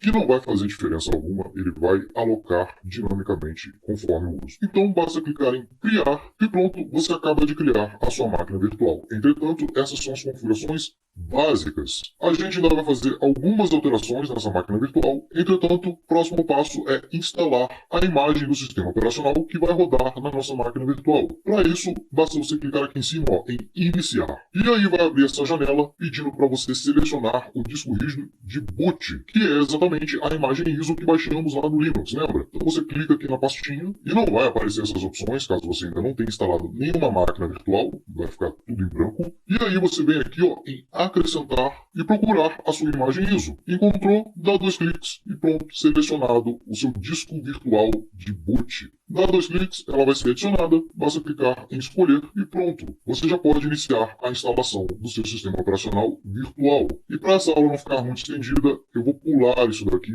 Você pode encontrar vários tutoriais na internet ensinando a instalar o Linux Mint. Para facilitar, eu vou até deixar um link aqui embaixo na descrição do vídeo, com um tutorial passo a passo em vídeo de um outro canal Então você vai lá, aprende como fazer a instalação e depois volta aqui para a gente configurar a nossa máquina virtual. Mas a única coisa que eu vou comentar, que provavelmente você não vai ver nesse tutorial, é que quando você chegar nessa parte, vai dar essas duas opções: apagar disco e reinstalar o Linux Mint, ou opção avançada, ou outras opções a depender da versão do Linux Mint. Nesse caso, você vai escolher essa primeira aqui, ó, apagar o disco e reinstalar o Linux Mint. Esse espaço físico é separado do espaço do seu sistema operacional principal, não vai afetá-lo de forma alguma, ok? Na hora de escolher aqui o fuso horário, escolha um país aleatório que não seja o Brasil. E se não for um problema para você, escolha o idioma inglês, porque assim você estará disperso em uma multidão muito maior com o seu sistema operacional. Concluídas as etapas, instalado o sistema operacional, você vai em dispositivos e clicar em inserir imagem de CD dos adicionais para convidado. Sem isso daqui, você não vai conseguir fazer as alterações que vamos fazer daqui a pouco. Daí ele vai abrir essa janela de comando e começar a instalar. E então a gente vai poder fazer algumas configurações adicionais. Quando ele terminar a instalação, vai aparecer aqui embaixo, ó, essa mensagem. Então você aperta aí uma tecla qualquer e fecha aqui essa janela. E vamos agora às configurações adicionais. Primeiro você vai ter que desligar a sua máquina virtual, então basta clicar lá em cima no xizinho. Desligou a máquina, agora a gente pode fazer aqui as configurações. Basta você selecionar a sua máquina virtual e clicar em configurações. Vai abrir essa janela e a gente vai fazer algumas alterações. Primeiro, criptografar o disco da sua máquina virtual. Lembra que eu mencionei lá no início? Então você vem aqui, criptografia de disco, habilitar criptografia de disco, e isso só vai estar disponível se você instalou o pack de extensões e o CD de imagem lá dos convidados. Se tiver tudo certo, vai aparecer a opção para marcar essa caixinha aqui, habilitar criptografia de disco, você marca, escolhe qual algoritmo de criptografia, eu escolho aqui a 256, e aqui você entra com a sua senha, e aqui eu sugiro fazer uma senha forte, mas que você não esqueça. Qualquer coisa também você exclui a máquina virtual e cria outra. Com máquina virtual, se der algum problema, você exclui e cria outra. Feito isso, basta clicar em OK e ele vai começar a encriptar a pasta da sua máquina virtual. Quando terminar de carregar essa barra aqui embaixo, é porque a sua máquina virtual já está criptografada, ok? Agora, outras configurações aqui. Sistema, você pode alterar aqui a CPU, adicionar mais um núcleo para você operar bem na sua máquina virtual. No máximo 2 núcleos para também não comprometer o seu sistema operacional principal. E aqui no menu rede, você pode configurar a rede na qual você vai se conectar à internet. Você clica em habilitar placa de rede, se já não estiver habilitado, e mantenha a opção NAT. Nessa opção, a rede da sua máquina virtual será isolada da sua rede normal. E é justamente esse o nosso objetivo, né? Manter o Tor isolado da sua rede principal. E aqui em avançado tem outra dica. Tipo de placa você vai mudar. Aqui está com um padrão Intel e você vai mudar para a opção rede para-virtualizada. Acho que o próprio nome já dá a entender o que significa, né? Você pode também redirecionar o tráfego da sua máquina virtual para uma porta específica dentro da sua máquina, do seu computador, ok? As demais configurações, como portas seriais, USB, as conexões da sua máquina virtual, pastas compartilhadas, sugiro manter como está, sugiro não adicionar qualquer conexão à sua máquina virtual e muito menos compartilhar pastas com a sua máquina principal, já que o objetivo é manter a sua máquina virtual o mais isolada possível da sua máquina principal. Feito todas essas configurações, você pode finalmente ligar a sua máquina virtual, vai pedir aquela senha, lembra, da criptografia de disco, e agora você tem à disposição um ambiente isolado e seguro para acessar a rede Tor. Entretanto, o seu sistema operacional num todo ainda se comunica com a internet e de forma livre, porque lembre-se, só o Tor Browser é que utiliza a rede Tor. Todo o resto do seu sistema operacional vai continuar trafegando pela internet regular. E para mitigar esse problema, é necessário que todo o tráfego da sua máquina virtual seja encaminhado para o Tor. E é o que vamos ver na próxima aula, como configurar e utilizar o Unix, um sistema operacional que também se baseia em uma máquina virtual, cujo tráfego é todo encaminhado pela rede Tor. É um nível muito mais avançado de privacidade e anonimato na internet. Ok? Então é isso, nos vemos lá. Até a próxima aula.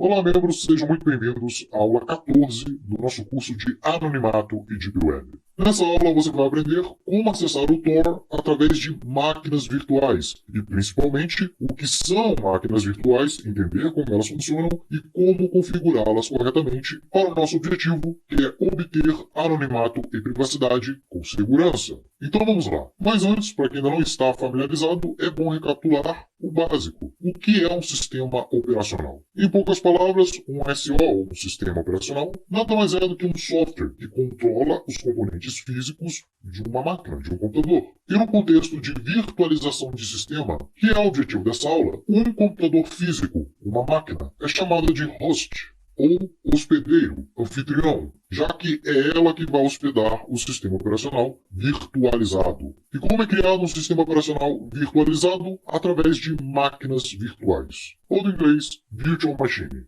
É um processo que usa um software especial para criar um sistema operacional em cima do sistema operacional principal, que já roda no seu host, no seu dispositivo. Um exemplo aqui do lado, um iMac ou um MacBook com o Windows 10 instalado em uma máquina virtual. De fundo você vê lá o OS X, o sistema operacional da Apple. E esse software especial, responsável pela virtualização, é chamado de Hypervisor. E o sistema operacional que você vai emular dentro dessa máquina é chamado de guest, ou convidado. E quais são as 3 características importantes sobre máquinas virtuais? É possível criar quantas máquinas virtuais você quiser, desde que o host, o computador físico, aguente tudo isso, porque os recursos do computador serão divididos entre o sistema operacional principal e a sua máquina virtual. Número 2. Cada máquina virtual funciona de forma independente. Para o usuário, uma máquina virtual vai se parecer e agir como um computador normal. Enquanto isso, nos bastidores, ela não passa de um amontoado de pastas e arquivos dentro da sua máquina. E a característica número 3, uma máquina virtual pode ser usada para configurar não só um sistema operacional diferente, mas também outros tipos de CPU, unidade de armazenamento. Então você pode alterar algumas coisas que tornam a sua máquina dissociável da sua máquina principal. E para entender melhor como uma máquina virtual é executada dentro do seu sistema, utilizando a sua máquina principal, eu resolvi colocar essa ilustração aqui do lado, a estrutura básica de uma máquina virtual. Então temos aqui embaixo o nível 1, que é a infraestrutura propriamente dita, quer dizer, o hardware, o seu computador físico. E em seguida vem o nível 2, sistema operacional de host, o sistema que vai hospedar a sua máquina virtual. Então esses 2 níveis é comum que você já o tenha, que é o seu computador com o sistema operacional principal instalado nele. E aí vem o 3º nível, que é onde começa a nossa máquina virtual. E é aqui que entra os hypervisors ou VMM, algo que já vamos ver daqui a pouco no próximo slide. Em seguida vem a camada 4, sistemas operacionais convidados, os ditos sistemas operacionais virtualizados, que na verdade são imagens idênticas dos sistemas operacionais que estamos acostumados a utilizar em nossos computadores. A diferença é que eles serão virtualizados e emulados sobre o hypervisor, e cada sistema operacional virtualizado que você criar na sua máquina virtual será isolado, separado dos demais. E é claro que isso aqui é só um exemplo, você pode executar muito mais do que 3 máquinas virtuais. Eu já vi gente executando mais de 10, 20 máquinas virtuais, desde que seu computador tenha capacidade para tal. E por fim, vem os 2 últimos níveis, que aqui eu considerei como um único nível, que são os binários, as bibliotecas do sistema e os aplicativos, as aplicações que vão finalmente no topo, na última camada dessa estrutura, que no nosso exemplo aqui é o Tor Browser. Então, recapitulando, nível 1 da estrutura é a infraestrutura, propriamente dita, seu computador, o hardware. Depois vem a segunda camada, o nível 2, o sistema operacional de host. A camada 3, os hypervisors, os gerenciadores de máquina virtual. Depois vem os sistemas operacionais virtualizados ou convidados. Depois, as bibliotecas, os binários e as aplicações que vão rodar no topo da sua estrutura de máquina virtual. Nós temos 2 tipos de estrutura de máquina virtual. Tipo 1, hypervisors, que é um programa executado sobre o hardware do host. E o hypervisor terá 2 funções aqui nessa estrutura. Ele vai controlar o hardware e vai gerenciar as máquinas virtuais ao mesmo tempo. Podemos dizer então que ele funciona como um sistema operacional principal. Alguns exemplos de máquinas virtuais do tipo 1, Hyper-V, MVWare ESXi, Xen ou KVM. E temos também a máquina virtual do tipo 2, as VMMs, ou Virtual Machine Monitor, monitor de máquina virtual. É um programa de aplicação que roda sobre o sistema operacional convencional, ou seja, diferente do tipo 1, onde as máquinas virtuais acessam diretamente o sistema operacional principal, no tipo 2, as máquinas virtuais acessam primeiro a VMM para depois acessar o sistema operacional principal, o sistema operacional de host. Ou seja, é criado uma terceira camada adicional e isso, é claro, adiciona um componente de isolamento que é muito importante, por isso que essa será o tipo de máquina virtual que vamos utilizar nessa aula de hoje.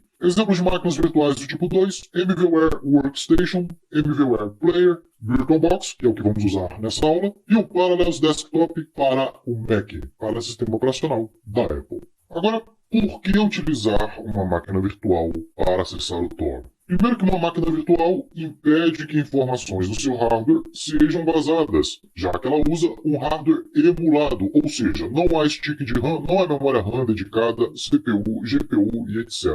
O Tor ele já faz isso, se configurado corretamente, basta você voltar lá na aula 12, aula prática. No entanto, a máquina virtual elimina completamente esse link que o Tor Browser tem diretamente com o seu sistema operacional, criando, digamos assim, uma barreira adicional entre o Tor Browser e o seu sistema operacional principal. E no pior cenário, se alguém infectar a sua máquina virtual, o sistema principal geralmente está bem protegido. Tudo que você vai precisar fazer é excluir o sistema virtual. Mas veja, máquinas virtuais não são impenetráveis. No entanto, no mínimo, cria ali uma dificuldade adicional, uma baita dificuldade adicional ao invasor. Você também pode controlar com segurança a comunicação da máquina virtual enquanto o seu sistema operacional principal estiver em execução. E você também pode criptografar facilmente a imagem da máquina virtual e, em caso de emergência, pode destruir a chave de criptografia que você criou. Já vou mostrar isso daqui a pouco na aula prática. E por fim, acho que um dos principais motivos para se usar uma máquina virtual é que ela protege você contra ataques em massa. Quando você executa o Tor em uma máquina virtual baseada em outro sistema operacional diferente do que você está usando, por exemplo, o Windows, a sua superfície de ataque é drasticamente reduzida. Como o Windows ainda tem uma grande participação no mercado, a maioria das vulnerabilidades de software publicamente conhecidas tem como alvo o Windows. Logo, a maioria das horas de trabalho gastas pesquisando vulnerabilidades de segurança são gastas em software baseado no próprio Windows. Por essa razão, se uma exploração for bem sucedida, ela pode impactar um grande número de vítimas. Então, se neste momento você estiver utilizando uma máquina virtual, não estiver utilizando o Windows, vai se livrar desse ataque. Mas usar uma máquina virtual também tem suas desvantagens, óbvio. Máquinas virtuais não são tão eficientes quanto um computador físico, porque os recursos, lembrando, os recursos de hardware, são distribuídos de forma indireta e compartilhada com o sistema operacional principal. Se várias máquinas virtuais forem executadas em uma única máquina física, o desempenho é altamente comprometido, levando à instabilidade das mesmas e do próprio sistema operacional principal. Atualmente é inviável o uso de máquinas virtuais em smartphones devido às limitações de arquitetura. Inclusive, todo o hardware foi pensado para economizar bateria, economizar energia. Então haverá limitações de memória, processador, disco e etc. Outra desvantagem, e aqui é algo subjetivo, alguns indivíduos podem achar difícil de configurar uma máquina virtual ou mesmo utilizá-la. Nesse caso, um tutorial passo a passo é necessário, algo que veremos aí na aula prática. E também outra desvantagem, e essa daqui pode ser considerada uma desvantagem indireta do uso de uma máquina virtual, é que os usuários não técnicos podem se enganar com uma falsa sensação de segurança. E isso é um ledo engano. Máquinas virtuais podem ser sim infectadas, em raros casos, mas podem. Ou seja, o mesmo cuidado que você tem ao acessar a sua máquina principal, não baixar qualquer coisa de fontes desconhecidas, enfim, deve ser aplicado também à sua máquina virtual. Tendo aprendido a base teórica sobre máquinas virtuais, vamos lá então para a aula prática.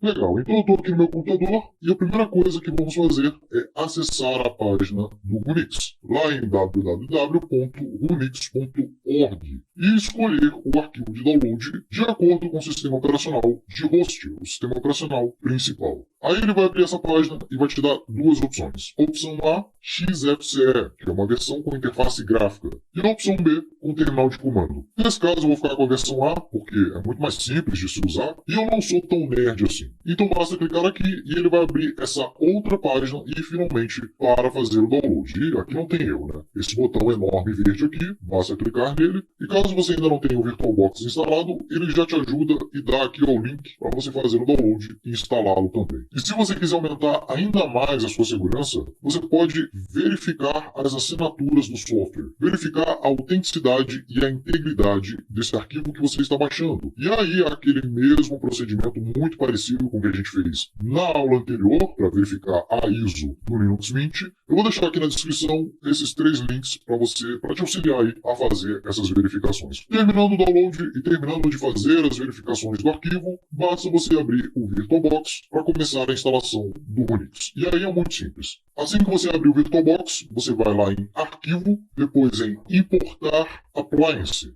Vai abrir essa janela e você vem aqui com o mouse nesse ícone aqui do lado, ó. Dá 2 cliques ou clique em abrir e aí você vai informar para o VirtualBox o caminho do arquivo que você vai importar, que nesse caso é o Unix XFCE, o número da versão, .ova, que é um formato já pronto para ser operado em uma máquina virtual, em um virtualizador, nesse caso o VirtualBox. Aí você vem aqui embaixo, clica em próximo ou next, e olha que legal, aqui ele já deixa a gente mudar algumas configurações, como por exemplo, CPU, aqui embaixo memória RAM, você pode aumentar aqui a memória, onde a imagem do disco será gravada. Se você tiver alguma dúvida e não sabe o que mudar aqui, você pode mudar depois lá em configurações. Então, deixa tudo como padrão, basta clicar em importar e lá em configurações de cada máquina, você muda o que você achar que tem que mudar. E pronto, você acaba de criar 2 máquinas virtuais, o Unix Gateway e o Unix Workstation. Agora você precisa abrir cada uma delas e configurar os arquivos de comunicação com a rede Tor, que é um processo tão simples quanto. Vocês vão ver. Para ligar, basta dar 2 cliques aqui em cima na máquina virtual, ou então ir ali em cima e clicar em iniciar. Vai abrir essa janela e você não precisa fazer nada, basta esperar aí alguns segundos, ou então basta dar Enter. Você já pode maximizar essa janela para facilitar ali a visualização, e aí vai aparecer 2 disclaimers. Todos eles, basta você clicar em Understood. Clique em Finish e aí vai aparecer essa opção aqui para você configurar a conexão com o Tor. Na primeira opção, o Unix vai se conectar diretamente com o Tor. Na segunda, você pode configurar uma bridge e um proxy local, se você quiser. E a terceira opção vai desabilitar o Tor, é claro, não é nada recomendado. Escolhida a configuração desejada, basta clicar em Next e aí ele vai começar a se conectar à rede Tor. Finalizado o processo, vai aparecer essa mensagem dizendo que foi conectado à rede Tor, basta clicar em Finish e pronto. Na sequência, ele vai executar o Unix Check para verificar a sua conexão, sistema operacional, se tem atualizações, qual a versão do sistema. É uma aplicação que você pode executar depois, no entanto, eu recomendo que você espere e aguarde até ele finalizar. Vai demorar alguns minutos. Assim que finalizar, vai aparecer essa janela aqui,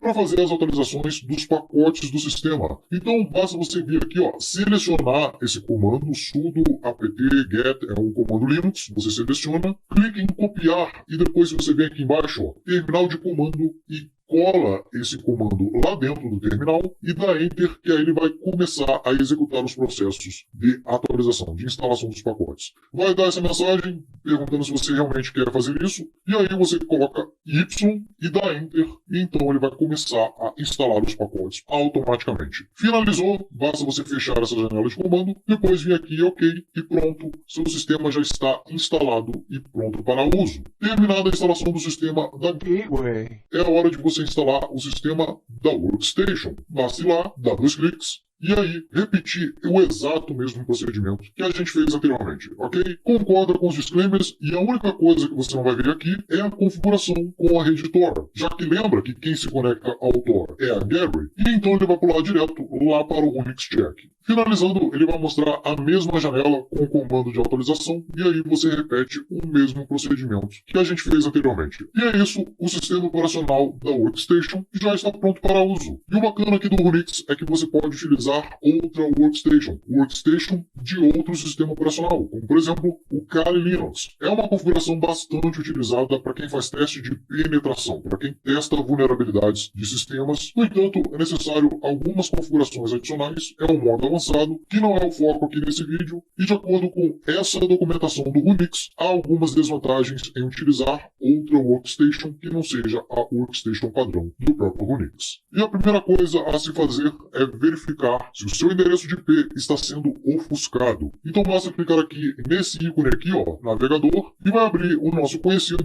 Tor Browser, não poderia deixar de ser, né? Então basta clicar aqui em IP Check, e aí se aparecer essa mensagem aqui, e o Unix foi então configurado corretamente. Tá, agora você pode questionar, Anderson, e se esse for o status do Tor Browser e não do sistema? Primeiro que o Unix já deu a confirmação, ele já estava conectado ao Tor. E segundo, que essa versão do Tor aqui é específica para o Unix. Se você comparar com a versão do seu desktop aí, você vai ver que ele não tem a aba Tor, ele não tem a opção de configurar o Tor como bridge ou como proxy. Significa que o Tor já usa a configuração padrão do Unix. Isso sem falar que o Unix tem lá a proteção contra vazamento de endereço de IP, ele já é configurado para trafegar os dados apenas pelo circuito Tor. E aqui você pode atualizar o navegador, certamente ele está desatualizado, então você já vem aqui do lado, ó. Você clica, vai fazer o download aqui, rapidinho, 85 MB. E é claro, se você quiser ainda mais segurança, você pode configurar o Tor, como visto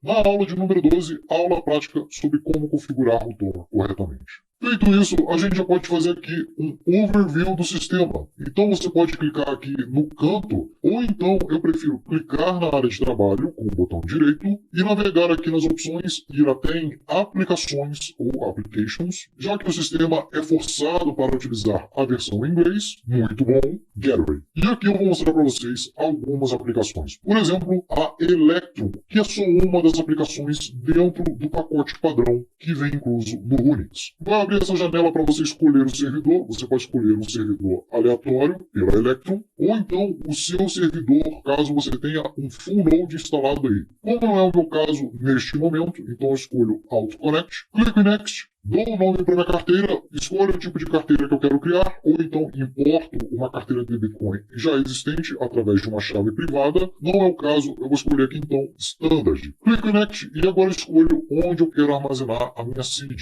Mas eu teria a opção aqui, ó, de entrar com a minha seed, criar uma Master Key ou utilizar uma Hardware Wallet. Não é o caso agora. Clico em Next para poder escolher o tipo de endereço de carteira. Se você quiser receber de qualquer carteira, basta escolher Legacy. No meu caso aqui eu vou escolher Segwit mesmo. Então eu vou criar uma nova seed, não basta eu vir aqui, selecionar, copiar, o ideal é você anotar em um papel, mas como aqui é um ambiente isolado, então vou arriscar fazer isso aqui, vou copiar, abrir aqui um arquivo de texto, colo, salvo isso em alguma pasta, salvar aqui no desktop mesmo, clico em Next e agora prometo, é o último passo, criar uma senha para a carteira, porque só quem tiver a senha de acesso à carteira é que vai poder transferir os fundos dela. Então, criou a senha, o arquivo, clique em Next, e aí você tem a sua carteira Electrum mandando e recebendo bitcoins direto pela rede Tor. E aqui ele informa, ó, Update to Electrum para a versão 4.0.3. Nossa, está muito desatualizado. Então é só clicar nesse aviso, ele vai mostrar esse link aqui, você clica em cima, ele vai copiar, e aí você vai lá no Tor, vai até a página da Electrum e faz o download do arquivo correto. E aqui, se você quiser, você pode também fazer aquele mesmo esquema, verificar se o programa que você está baixando é autêntico, que não foi alterado por terceiros, ok? Além da Electrum, tem vários outros aplicativos, tem o HexChat, confesso que eu nunca usei esse aplicativo, então não sei como funciona. Esse aqui é bem bacana, o OnionShare, que é para você compartilhar arquivos, e lembrando, tudo é trafegado dentro da rede Tor, ou seja, ao utilizar esses aplicativos, você estará anonimizado por padrão. Esse daqui também é muito bacana, é o Kitox, um mensageiro encriptado de Tor para Tor. Aqui você coloca uma senha, cria um perfil para você, e aqui embaixo você pode adicionar grupos, muito fácil. E o legal aqui é que você pode se comunicar tanto via chat ou por videoconferência. É claro que você será identificado, a não ser que você coloque uma máscara. Já vem também com a carteira oficial do Monero, o Get Monero. Então, só abrir aqui,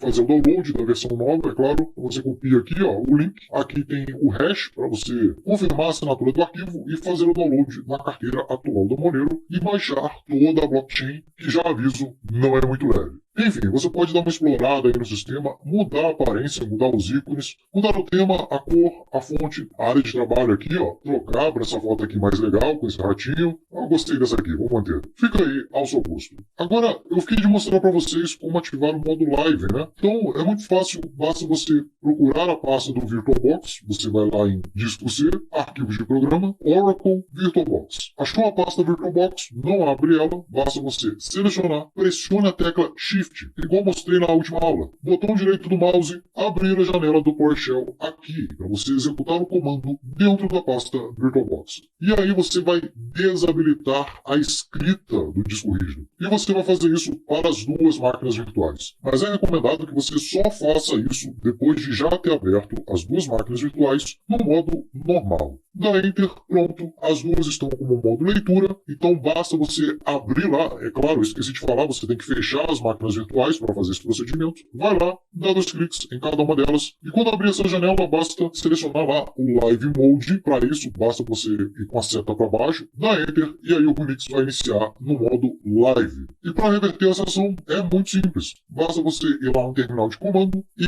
repete o mesmo comando, só que apaga, deleta esse 1 aqui no final. Deu Enter e pronto, o disco rígido virtual volta a gravar dados. Ele sai do modo leitura para o modo leitura e escrita, ok?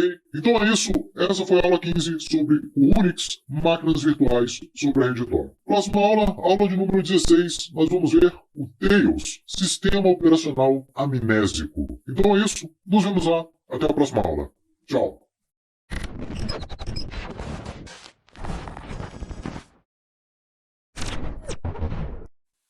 Olá, membros! Sejam muito bem-vindos à aula 15 do nosso curso de Anonimato e Deep Web. Na última aula, a gente viu sobre máquinas virtuais, como elas funcionam tanto na teoria quanto na prática, como instalar uma máquina virtual. E hoje nós vamos ver máquinas virtuais que se conectam ao Tor. Como vimos na aula 14, utilizar máquinas virtuais é mais seguro do que utilizar o seu sistema operacional principal. Entretanto, essa máquina virtual não garante anonimato, porque ainda assim, por mais que o Tor Browser, o navegador, esteja se conectando diretamente à rede Tor, todo o restante das aplicações dentro da máquina virtual continuam se conectando à ClearNet, à internet regular. Então, por mais que certos tipos de malware não consigam infectar o seu host, a sua máquina física, já que a máquina virtual ela fica em um espaço virtualizado no seu disco de armazenamento, esse vírus ainda pode se conectar à internet, normal como qualquer outro aplicativo na máquina virtual, e com a ajuda de servidores externos, descobrir o seu endereço de IP real, quebrando assim o seu anonimato. Para contornar esse problema, é necessário então isolar todo o tráfego que sai da sua máquina virtual para dentro da rede Tor. Assim, se um malware infectar a sua máquina virtual, ele será incapaz de descobrir o seu endereço de IP real. E isso é possível com alguns sistemas específicos, entre eles o Unix. Ok, mas como é esse tal de Unix? Unix é um sistema operacional open source completo. Ele é baseado em Debian, uma variação do Linux, com recursos avançados de segurança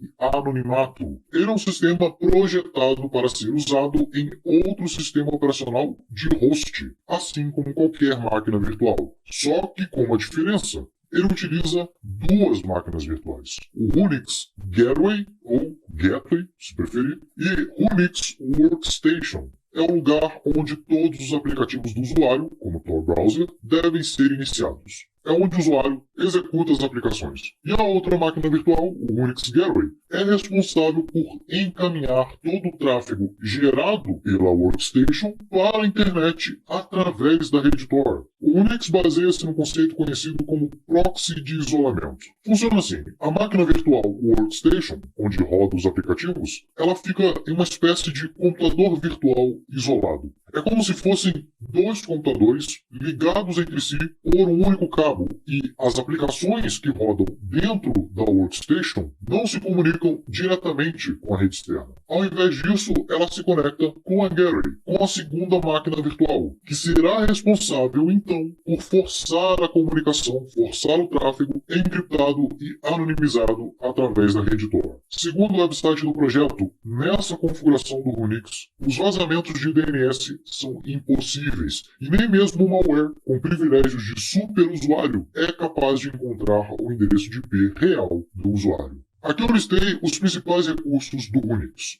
Live Mode é uma opção que tem lá assim que você reinicia a máquina virtual, e isso evita que o malware ganhe persistência após a reinicialização, já que ela não é gravada no HD ou no SSD, mas sim na memória RAM do seu computador. Só que para isso funcionar, você deve definir os discos da máquina virtual para somente leitura. Já vou mostrar daqui a pouco, na aula prática, como realizar essa configuração. Keystroke anonymization. Ou anonimização do padrão de digitação do usuário. Como vimos na aula 3, as teclas podem ser usadas para rastrear o usuário. E para evitar isso, o Unix vem com o Cloak instalado por padrão, que é um software que altera o padrão de digitação do usuário antes deste ser emitido para o servidor final, para o site de destino. Então isso impede o que chamamos de impressão digital do teclado, da digitação do usuário. SWDate é uma configuração, é um programa que define o relógio do sistema para comunicar via TCP/IP criptografado de ponta a ponta com os servidores na rede Tor. O que significa? É natural que haja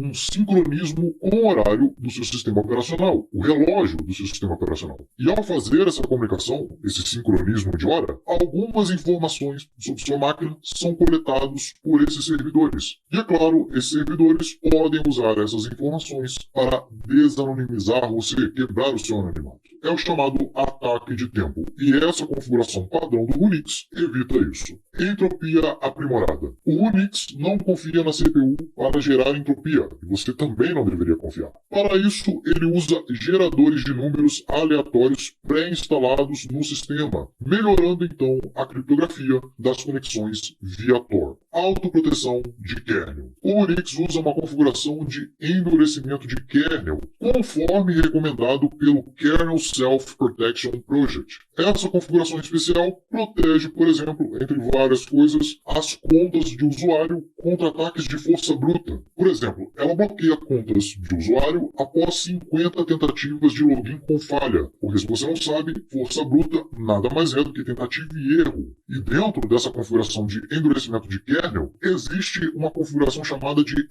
AppArmor, que nada mais é do que a criação de perfis separados para cada tipo de aplicação. É concedido diferentes níveis de privilégio a certos aplicativos. Isso evita que, por exemplo, aplicativos ditos bonzinhos, confiáveis, tenham acesso a recursos avançados do sistema operacional. Outra configuração exclusiva do Unix é o AnoApps Config. Vários aplicativos são preparados ou totalmente pré-configurados para evitar correlação de identidade por meio do compartilhamento do circuito Tor. Ou seja, por padrão, aplicativos executados simultaneamente dentro da máquina virtual do Unix são roteados por caminhos diferentes dentro da rede Tor. Eles tomam circuitos diferentes, evitando assim o chamado ataque de correlação de tráfego, algo que vimos nas aulas sobre o Tor. Vanguard. O Unix também já vem com Vanguard habilitado, que é uma tecnologia da própria rede Tor, que protege contra a descoberta do nó de entrada, ou também conhecido como nó guardião, que também é outro mecanismo que protege contra o ataque de análise de tráfego correlacionado.